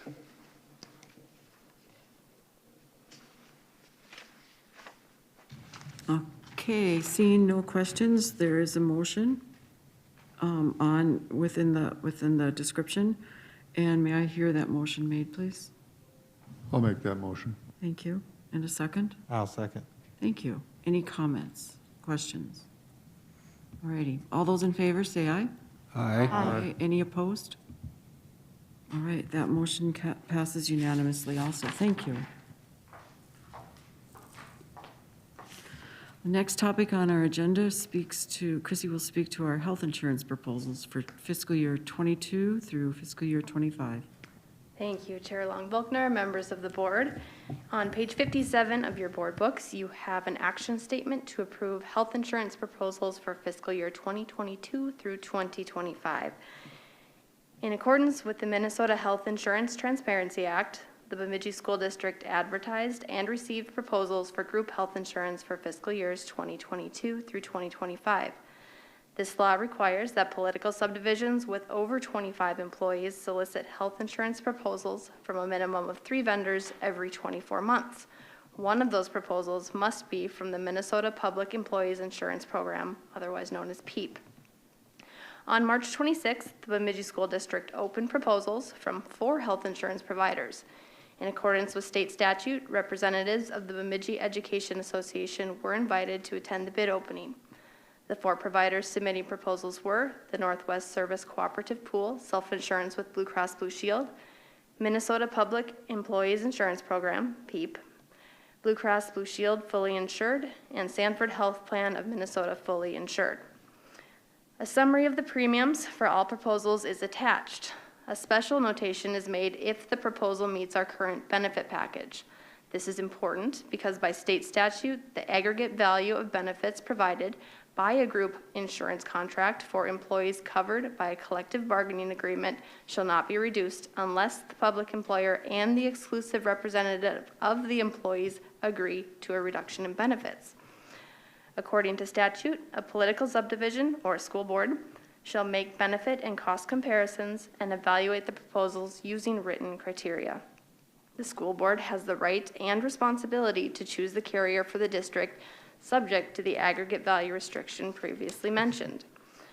Additionally, each exclusive representative for an employer has the right to determine whether the employee it represents will participate in PEEP. So in plain English, this means our teachers union can and does choose PEEP as their carrier. This action this evening relates to the non-teacher groups only. For many years, we have been self-insured members of the Northwest Service Cooperative Pool. Participation in the pool has aided in preventing volatile swings in our premiums based on high claims and usage. Medical inflation remains the main influence on our annual premiums and continues to present challenges to our ability to provide quality benefits to our employees. Recent years have seen a significant shift to high deductible health plans with attached health savings accounts. Nearly 50% of our non-licensed staff and 70% of our licensed staff choose this type of plan.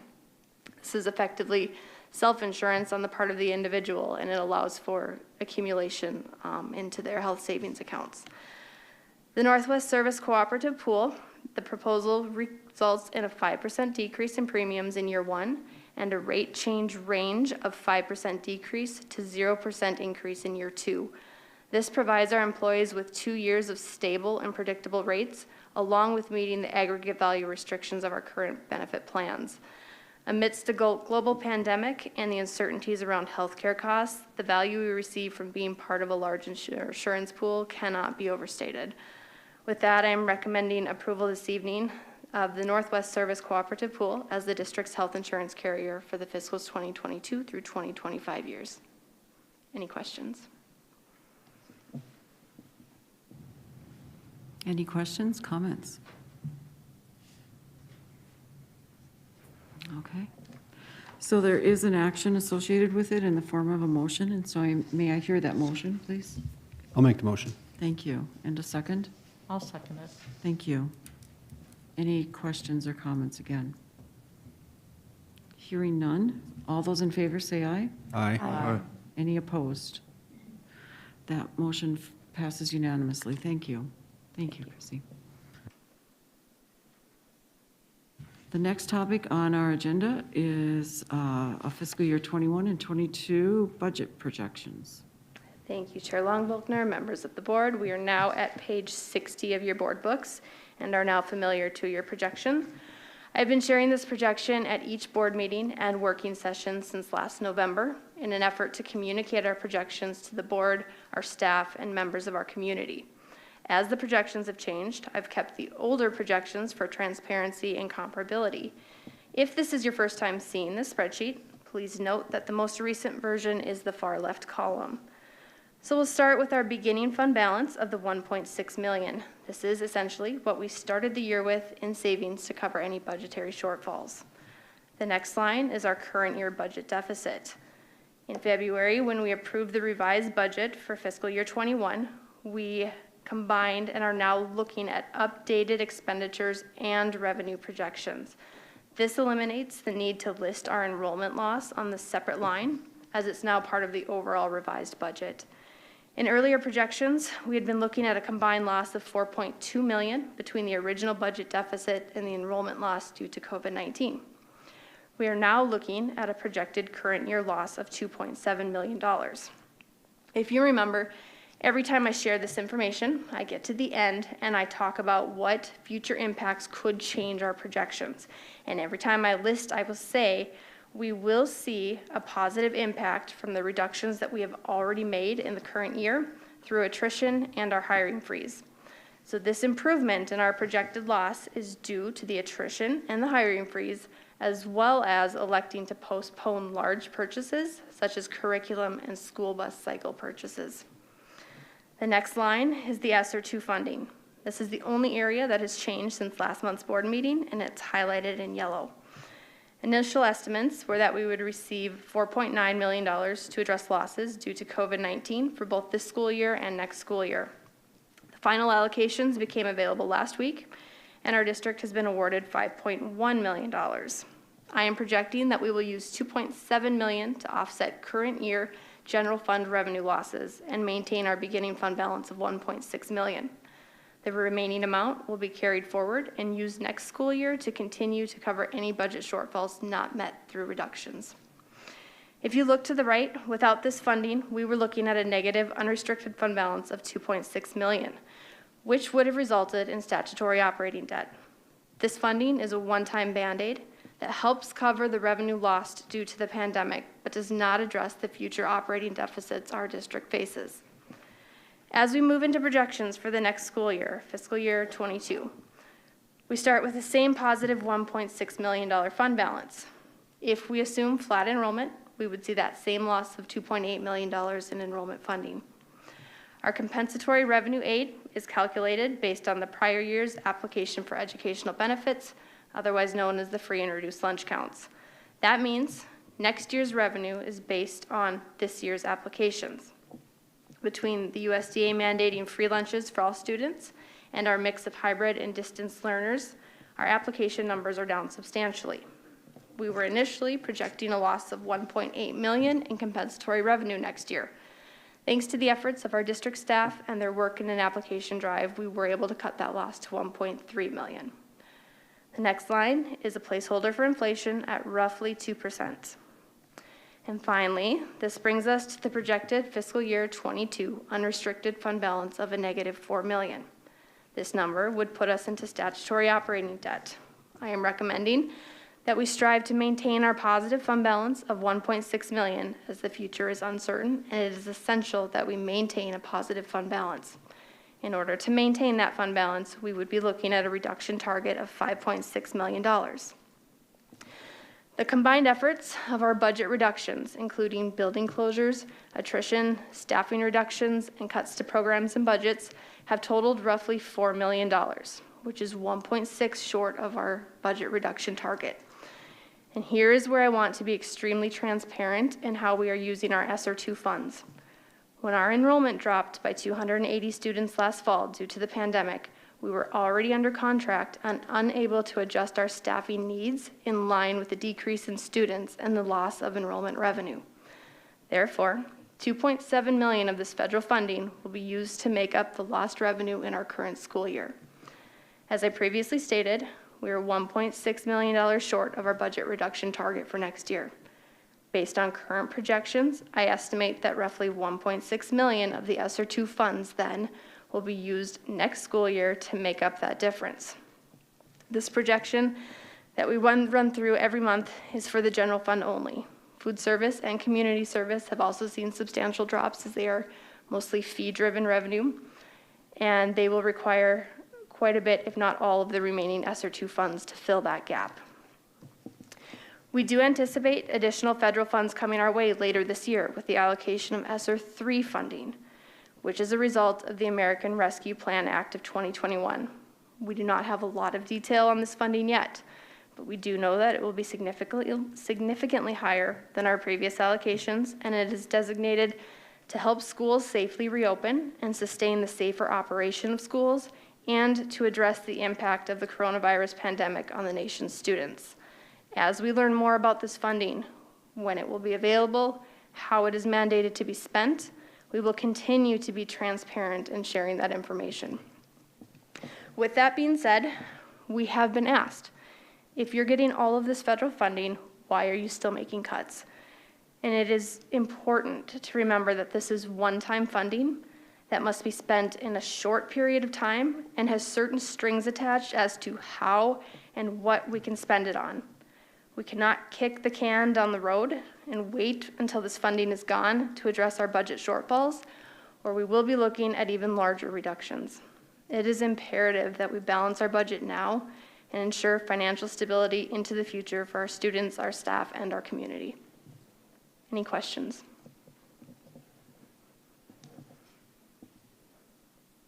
Thank you. I appreciate that look again and summary of our budget situation. Thank you.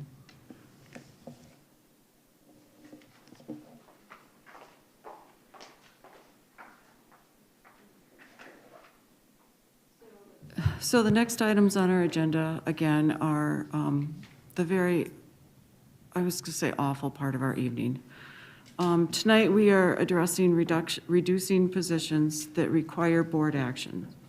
And I want you to know that with $5 million plus cuts and reductions, we have to touch everything, and we've said that before. And inclusive of that is the approximately $500,000 to $800,000 reductions in positions that have already been identified for reduction that do not need board approval. As a reminder, we've also cut programs, we've closed a school, and we've raised fees. So those are things that we've done, and they're not limited to that very short list. So tonight we are here reducing positions, and that really means that we are reducing people in their jobs. And we know that this is an emotional and a tough and an awful time for people. What we do tonight through recommendations and board actions per these reductions is life-altering. So with that, I want to and need to turn it over to Jordan. Thank you, Chair, members of the board.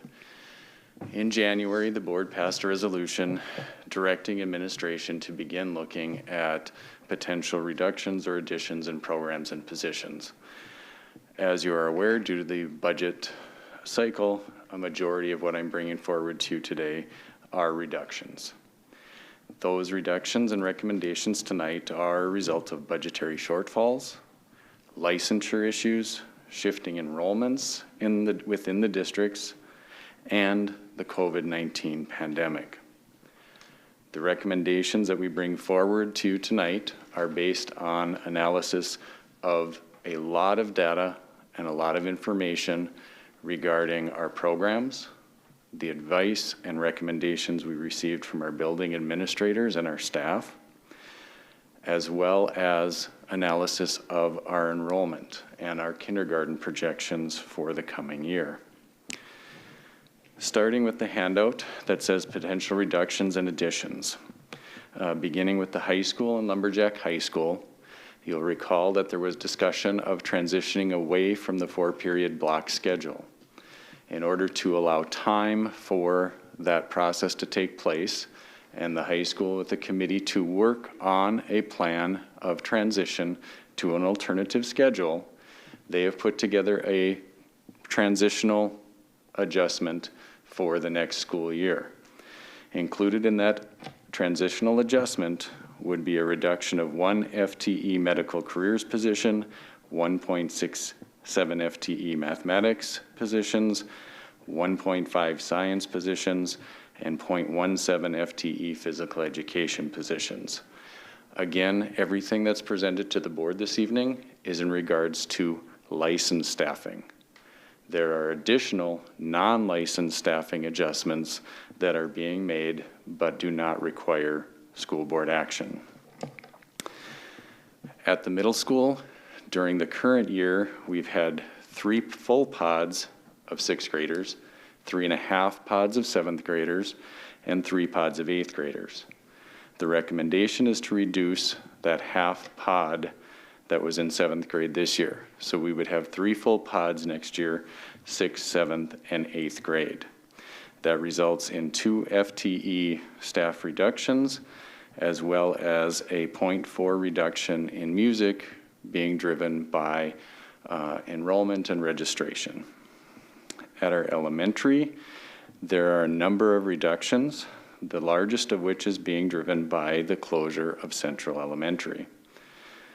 So there are 5 FTE positions reduced at Central, 2 FTE classrooms at Lincoln, 3 classroom positions at Jean Dillon, 2 Title I positions at Central, 1 elementary Title I position at JW, the associated specialists for each classroom of students at the elementary level. There is approximately 0.2 FTE specialists tied to that. So the resulting additional adjustments are 1.2 FTE physical education, 1.2 FTE elementary music, 1.2 FTE elementary art, 1.0 elementary media, and a 0.5 elementary principal for the central elementary closure, as well as 3 FTE central elementary special education staff related to central elementary. As we get to the next page and talk about additions, you will see where some of those positions that have been assigned to central elementary will be transitioning to other buildings in order to serve the students who will now be in those new attendance areas. Some other transitions that are being recommended are 1 FTE special education position at our AEC Oshki program and a 0.67 FTE early childhood position. Moving to the second page, these are the recommended program additions. 2 FTE elementary education classroom positions at Horace May. Those would be the transition of the central students that would now be attending that area. 1 FTE elementary education position at J.W. Smith, primarily being driven by the numbers of kindergarten registrations we have received. 1 FTE elementary position in Title I at Lincoln. This would be a transition of a central elementary position to Lincoln Elementary. 1 FTE elementary education classroom at Northern, primarily tied again to kindergarten registration. A half FTE elementary principal addition at J.W. Smith to account for the transition of central elementary programs such as a district-wide EBD program, as well as the implementation of new cooperative program for pre-K program within that neighborhood school. A 1.0 elementary special education position at Northern, again a transition of a current central elementary staff position to Northern Elementary, and 2.0 FTE elementary special education positions at JW, again tied to the transition of 2 staff from Central to that new location to serve student needs there. The recommended cumulative positions are identified within that. As a result of these adjustments, it's recommended that the contracts of the following Tier 1 or probationary teachers not be renewed for the full-time equivalency listed. The recommendations are due to class or budget reductions, performance, or expiration of license or special permissions. You'll see there are 21 staff who are identified for probationary non-renewal. In addition, there are 3 continuing contract teachers that are recommended being placed on unrequested leave of absence as a result of these adjustments. 1 of the 3 is being recommended tonight for a rehire offer at a part-time equivalency, a reduction from a 1.0 FTE to a 0.6 FTE. With these recommendations this evening, if the board moves forward, there are multiple resolutions and actions that would be required, but I'd be happy to answer any questions that you may have at this point.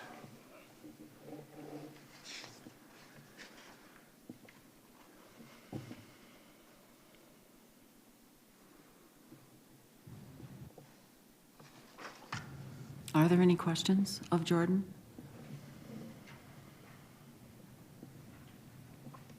Joel?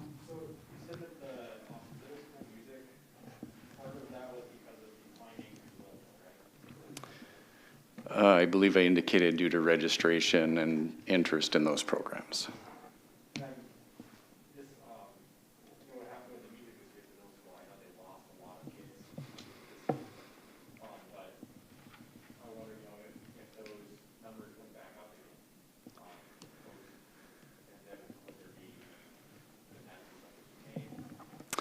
Well, as I've indicated to the board every year as we go forward, these recommendations that we bring forward tonight are based on the information that we know right now at this point in time. We do not have a lot of information that we hope to have in the coming weeks or the coming months. We don't know what our federal Title I allocation, final allocation is going to be. We may get that in 2 weeks, we may get that in 6 weeks. We may not get it until summer. We don't know what the Minnesota legislature is going to do in terms of school funding and any changes that they may make and resources that they bring forward. We don't know what our final enrollment totals are going to be. We are projecting based on our early kindergarten registrations. We are projecting based on students returning from homeschool, students returning from other online opportunities other than those offered by Bemidji schools. As we continue to monitor those and get more information, we will bring recommendations for adjustments. But by the timelines and the process that we need to have in place, we need to reduce based on the best information we have today, because we reach a certain point as of July 1st where we're no longer able to make reductions to licensed staff. So our goal tonight is to bring us to what we believe is our foundational staffing for the coming year.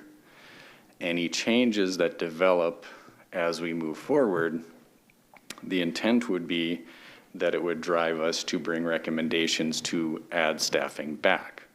So for instance, if we received significant enrollment increases or registration in a certain program or in a certain area or in a certain grade level, such as kindergarten registration, if that continues to go up and increases significantly in order to maintain class sizes within the board targets, we may bring recommendations to the board to add additional programs at a different time.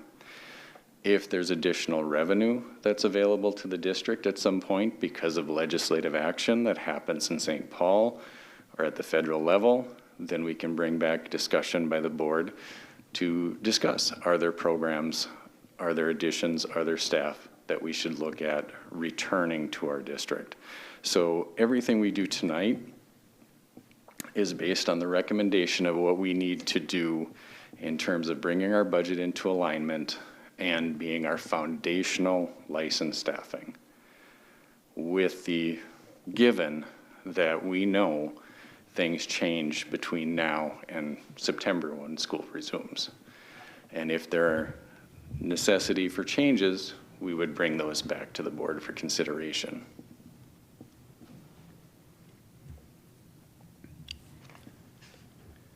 In the past, that deadline, right, for contracts and stuff is July, right? The 1st of July? Or? It has to be completed prior to July 1st. And the reason that we start doing it now is multiple fold. There are appeal processes that can take place.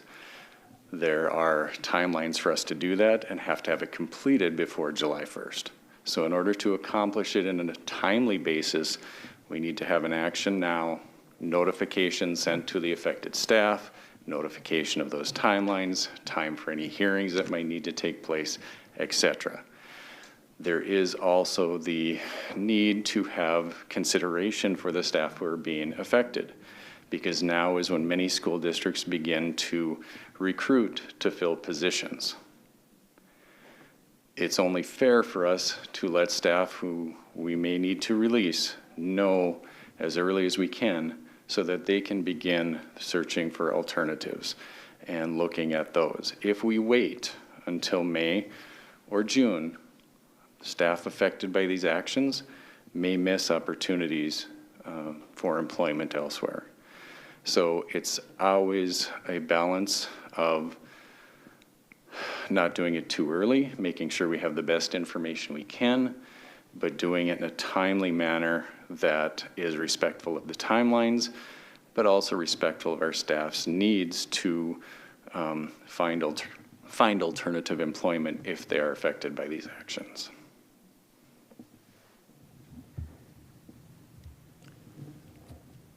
Thank you for the time you put into this. It's clearly very difficult decisions that have to be made. Chair Long-Volkner mentioned before that all areas need to be touched. There's a couple areas that we talk about on a semi-regular basis that are hard on our budget. Special education cross-subsidy is one of them. There aren't a lot of special education moves in this proposal. Can you kind of give us a background as to how that might be different? Yes, if you'd look, there are a couple of special education adjustments within here, and you'll see the cumulative total is approximately 1.6 million. As Chair Long-Volkner mentioned earlier, in addition to these licensed staff adjustments, there's between 500 and 800,000 in non-licensed staffing adjustments that will take place. A great majority of those are going to affect support staff positions, including special education paraprofessionals. Our goal has been to retain our licensed staff to serve those students to the best ability we can and make adjustments in non-licensed staffing where it's possible. There are also case management guidelines that we have to meet and number of IEP requirements that we have to meet.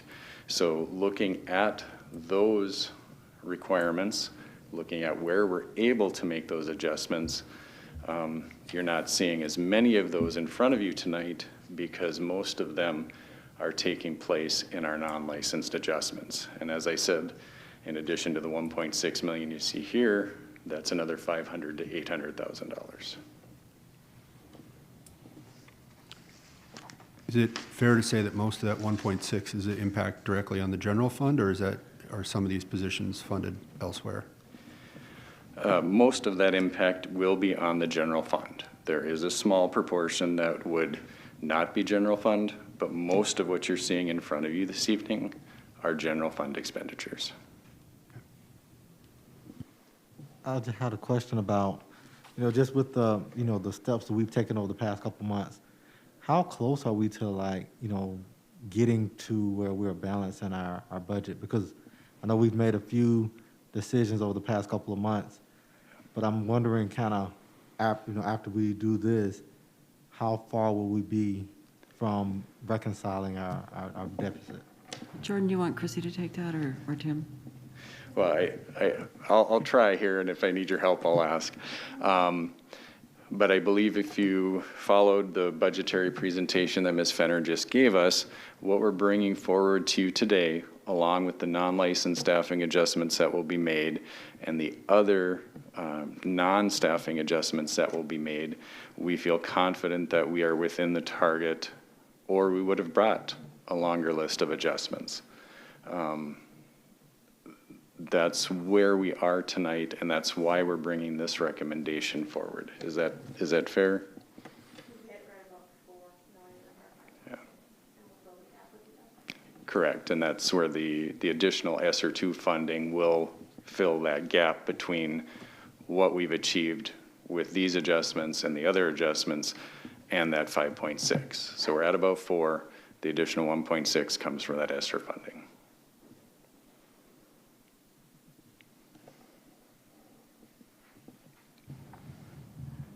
Any other questions, comments? I know you can't predict the future. None of us can. We wish we had the crystal ball, right? But so making these kind of adjustments now, when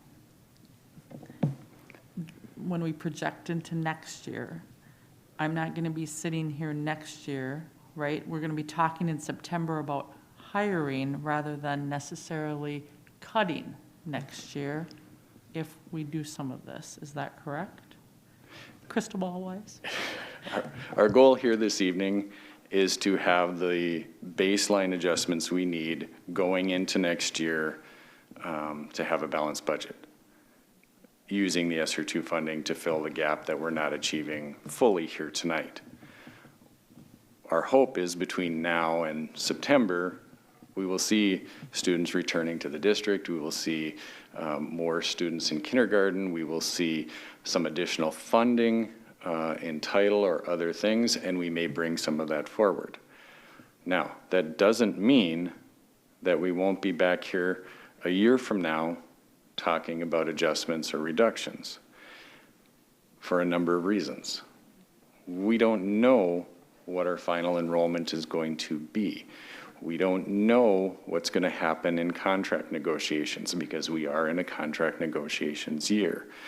We don't know what impact might happen in St. Paul or in Washington, D.C. in terms of additional funding. All of those factors make it too volatile for me to sit here and say, we won't be back here at a meeting next April making adjustments as well. The other piece is a lot of the potential revenue that we may receive is going to be one-time dollars. It's not going to be dollars that we're going to get every year to sustain jobs over the course of multiple years. It may be that we get a significant amount of funding for 1 year. And it may be dollars that they're intending for us to use during that year to catch up on any educational loss that occurred during the COVID pandemic. If the funding's available for 1 year for that purpose, we may hire a number of staff, but they're only going to be there for the year that we have that funding. So I can't say that we're not going to be back here making adjustments next spring because there are just way too many variables for us to know that. Another reason for everybody to fill out those surveys. Correct. The way they Because that's another intend to do significant it. factor is what may happen with a referendum or not.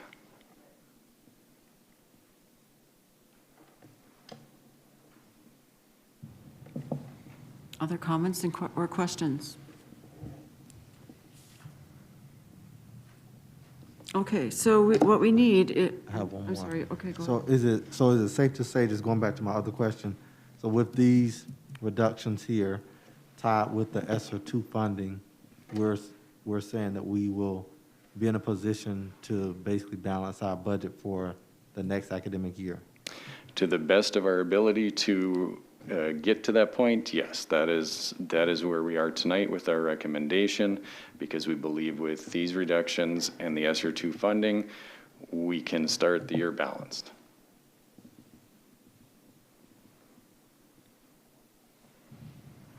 And remembering the other reductions for employees that do not need board action will be ongoing too. So the first action that I would ask for the board is an action for a resolution discontinuing and reducing educational programs and position as indicated on page 3 of the first handout. So I need a motion and a second to introduce this resolution discontinuing and reducing educational programs and positions. Once that's done, then Carol Peterson will manage that resolution process. I will move to introduce that resolution. Thank you. And a second, please? I'll second. Okay. Do we need, Carol, do we need everybody to vote? Okay, so Carol will manage that resolution roll call. Thank you.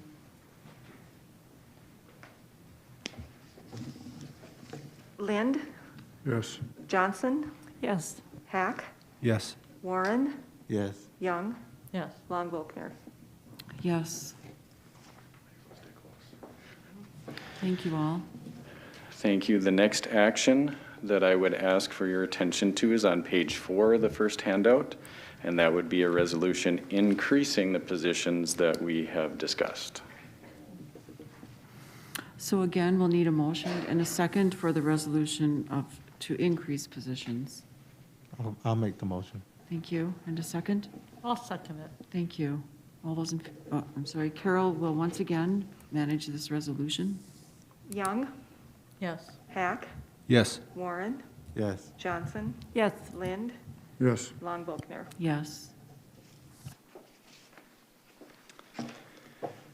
Thank you. If you'll move to the second handout that was in your packet this evening, with the assumption that the previous recommendations would be approved, I would now request action by the school board to pass a resolution relating to the termination or non-renewal or unrequested leave of absence for the teachers identified in this action. The first action would be in regards to the probationary non-renewal of the 21 teachers listed under the first resolution. It's the same. We need a motion, please, and a second to introduce the resolution. I'll move to introduce the resolution. Thank you. I'll second. Thank you. And Carol will manage that process.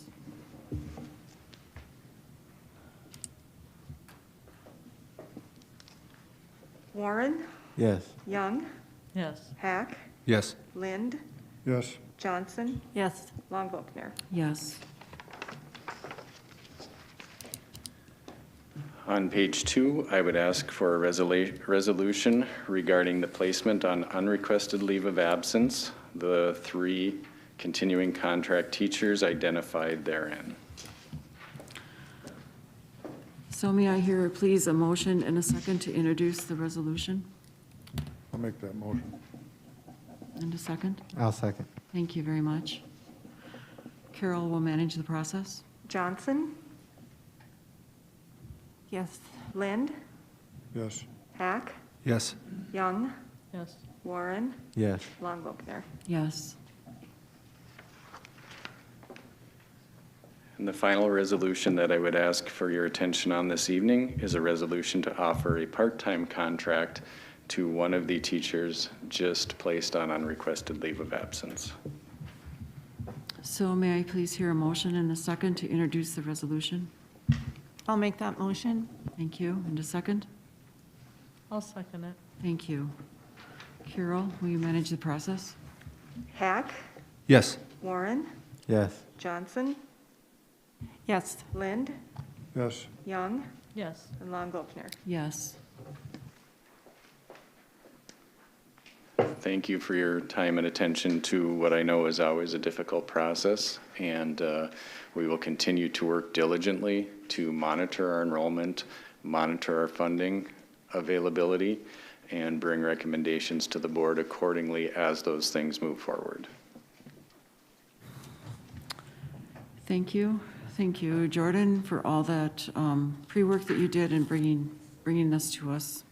And, okay. The next topic on our agenda is elementary boundary changes. Tim? Thank you, Chair Long-Volkner. The last item under High Quality District is informational only. It's not in your board book, it's in a PowerPoint, and it's a summary for all of you and also a recap for everyone viewing and for the public this evening of the boundary changes as a result of the closure of Central Elementary School. And before I start, I would like to thank Rob Wicklund for his work on this a couple weeks ago for our working session, and also in a couple of meetings with me, walking me through to make sure I was fully prepared to make this presentation this evening. The first couple of slides are very similar to what he showed you. This is one, again, that recaps the numbers of routes that we have in the district, 62 gen ed routes, 12 special needs routes. Our buses connect to 21 buildings, including charter schools and non-public schools. And you can see the list of those schools underneath there. And then you can see that in 1819, a reminder that we drove over 1.2 million miles. And last year, despite not being in school in person for 2.5 months, we drove almost 900,000 miles, plus another 76 plus thousand miles, delivering homework and meals and other services for students. So we have a lot involved in our transportation department every single day of every single year. Here's a quick summary of the attendance boundary adjustments in terms of the numbers of students going to other elementary schools. And you'll see these numbers again in just a bit, superimposed over a map that we'll show you. But 6 Central students are going to move from Central to Solway.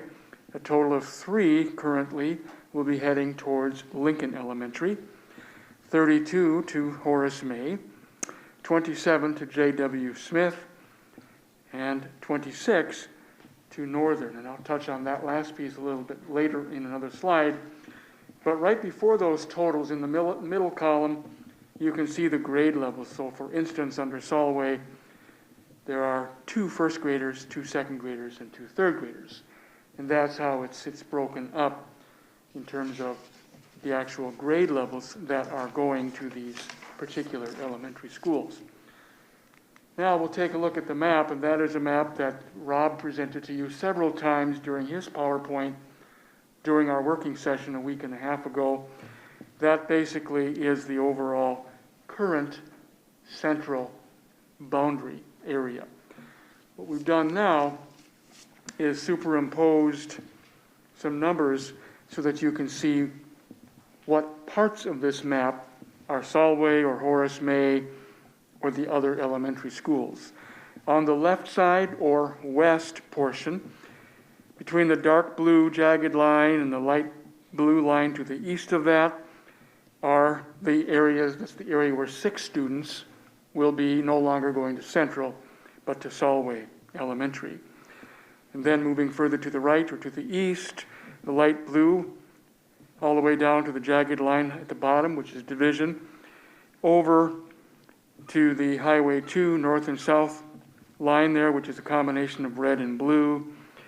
That is now 32 students living there who used to go to Central, who will now be going to Horace May.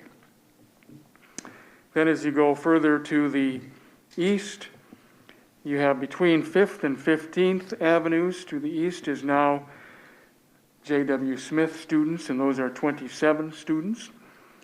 And just south of that, south of Highway, or south of 5th Avenue, are the 3 students going to the Lincoln Avenue, or Lincoln Elementary. So Lincoln at the bottom, just above that, 27 students to J.W. Smith. North of 15th, where it says J.W. Smith, but no number, that's still a J.W. Smith. That was J.W. Smith area before, and it still is J.W. Smith. But we've put that in there just because that is something that is not changing. And then, just north of there, north of Ann Street, we have a number of J.W. Smith students who are now going to Northern. Those are not Central students going to Northern. Those are J.W. Smith students going to Northern to make room for the students, the 27 students who are going to J.W. Smith from the former Central area. And those students are between Ann Street and Lakewood Avenue, just off the map to the north. And those are 26 students from J.W. Smith going to Northern.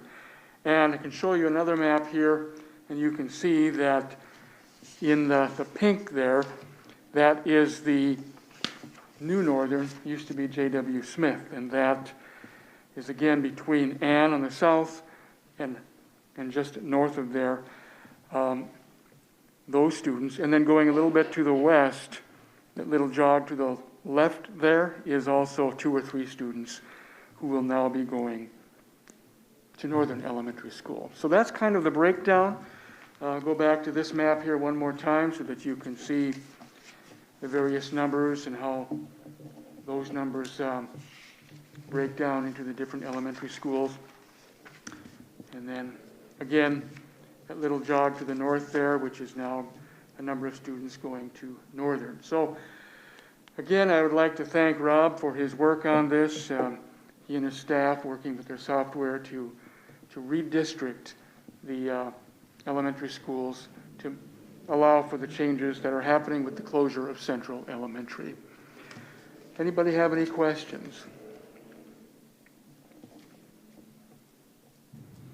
Do you happen to know, are there any 4th graders that are now redirected to Northern? Or 3rd graders that would only go out to Northern 1 year?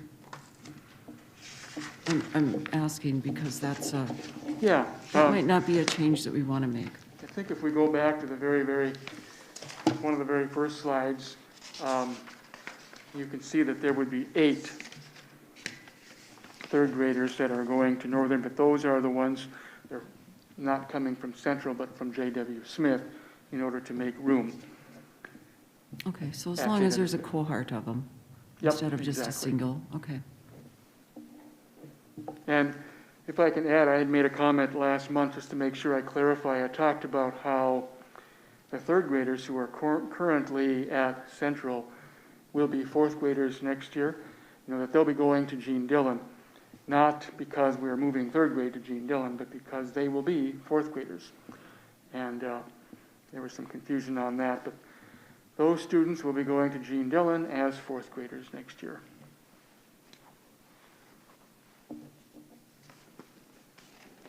So again, thank you to Rob for his help with this and for his amount of time putting into the redistricting of these elementary schools. Thank you.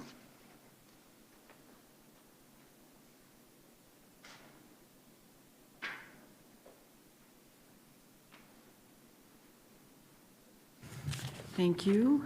And we are moving to the end of our agenda, and upcoming events is next.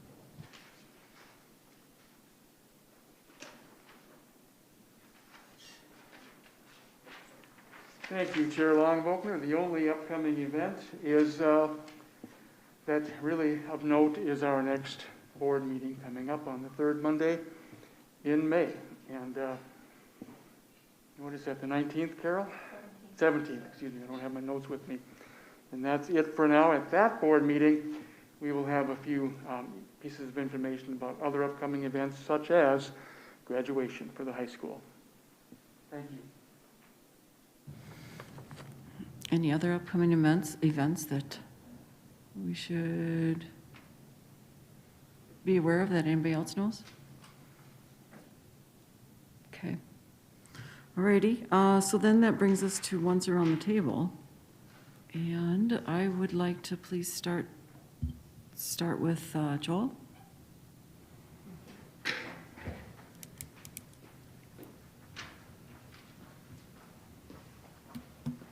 All right, I said most of what I need to say tonight during my report, but thank you guys for your continued support. I know there are probably some students watching tonight, and I'm aware that my position on some of these issues has not been the most popular.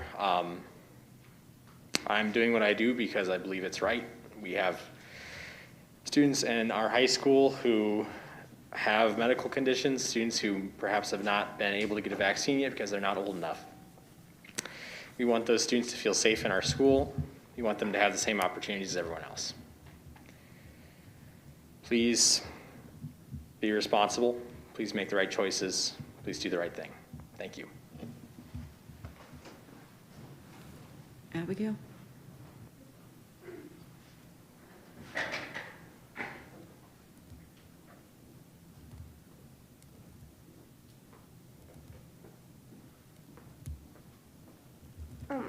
So I know a lot of serious issues were talked about tonight and hard decisions were made.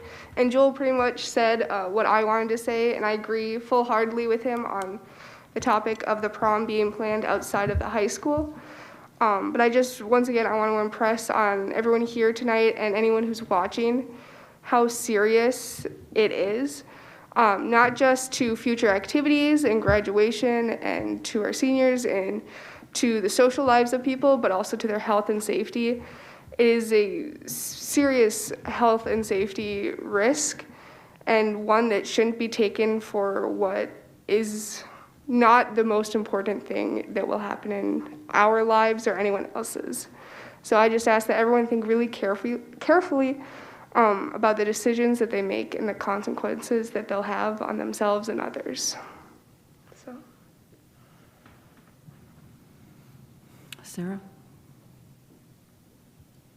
I wrote a statement down, just because I was afraid that I would forget it, with all the extra stress. So first of all, thank you to our students. You guys are acting like adults should be acting in this case. So, I mean, I don't know, I didn't mean that condescending at all, but I'm so impressed okay? I just want to urge safety in the outside activities that may be going on over what we're calling prom. It is so hard to see all of these traditions still needing to be altered from normal for all of us, for parents, for kids, all of it. But our actions do matter and help us to stay safe, healthy, and able to enjoy some of the things that we're going to be able to enjoy safely. So I too urge safety with this. I was talking with the board last week and was quite passionate about it because I grew up in a community where 3 people were killed over prom due to drinking. They were a grade ahead of me at the time. So I get panicked when we start to have gatherings that are not lock-ins like we're used to, because then everybody's hither and yon. And so that's my own personal background and concern, and along with the COVID. So responsibility, good decisions, that's what I'm advocating for.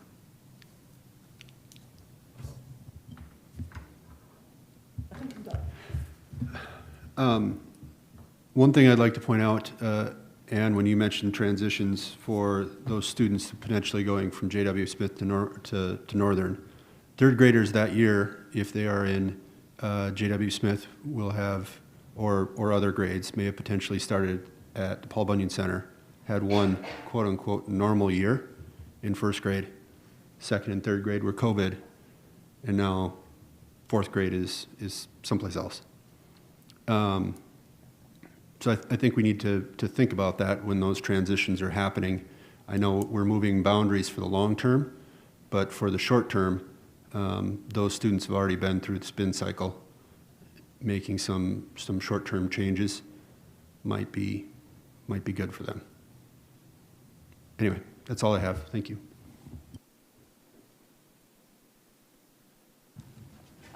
It seems like this year has been a very long year, and in other ways, the year has gone extremely fast, because here we are 1 year later talking about graduation next month, and it seems like we just had graduation, but it has been almost a whole year.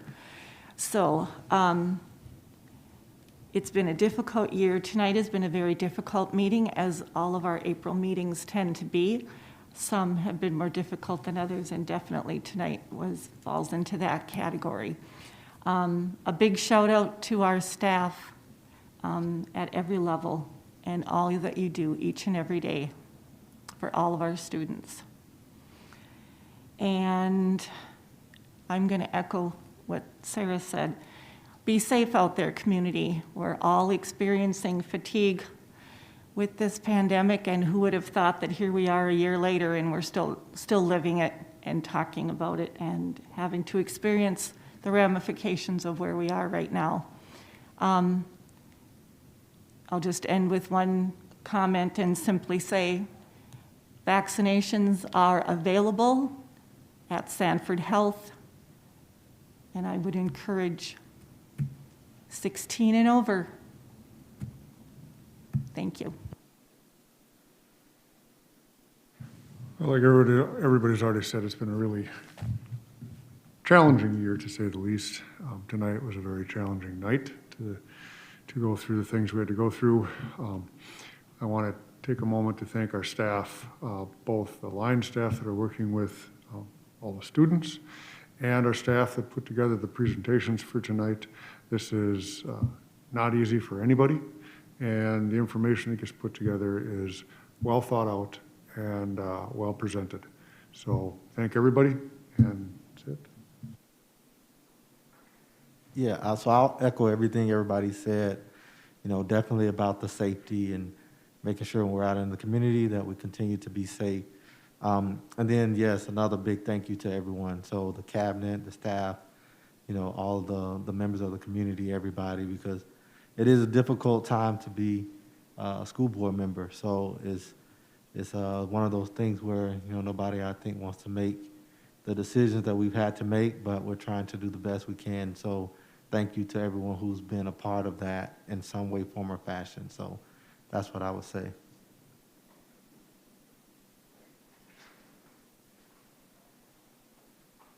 I think I've spoken enough tonight, but I did want to point out, I've been thinking very much this evening and throughout the day. It was 3 years ago yesterday that I stood in this room and participated in the end of a very long day of interviews and spoke to the community and answered questions. 3 years ago tonight that Carol Johnson called me and offered me the job.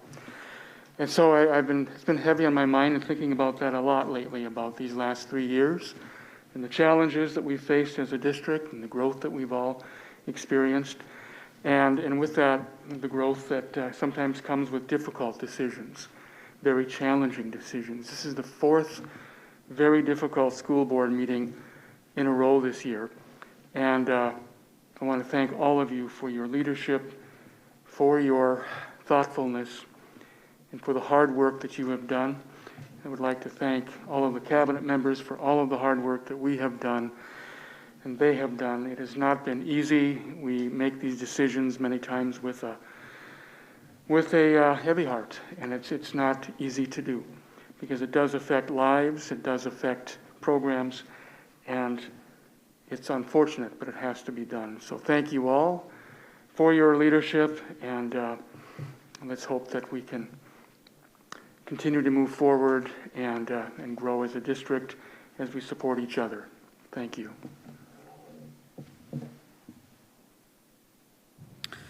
Well, and finally, I want to echo also the message of please be safe, be COVID cognizant so that we can end our school year in person. I too echo the intentional transitions for students and also for staff as we move to new schools and new jobs. And I just want to say also for folks, please take care of yourselves. Reach out for help if you need it. So this is very stressful time of the year, particularly after a year of COVID. So with that, we are looking for a motion to adjourn. I'll move to adjourn. Thank you. I'll second. Thank you. All those in favor? Aye. Aye. Any opposed? Okay, we're done.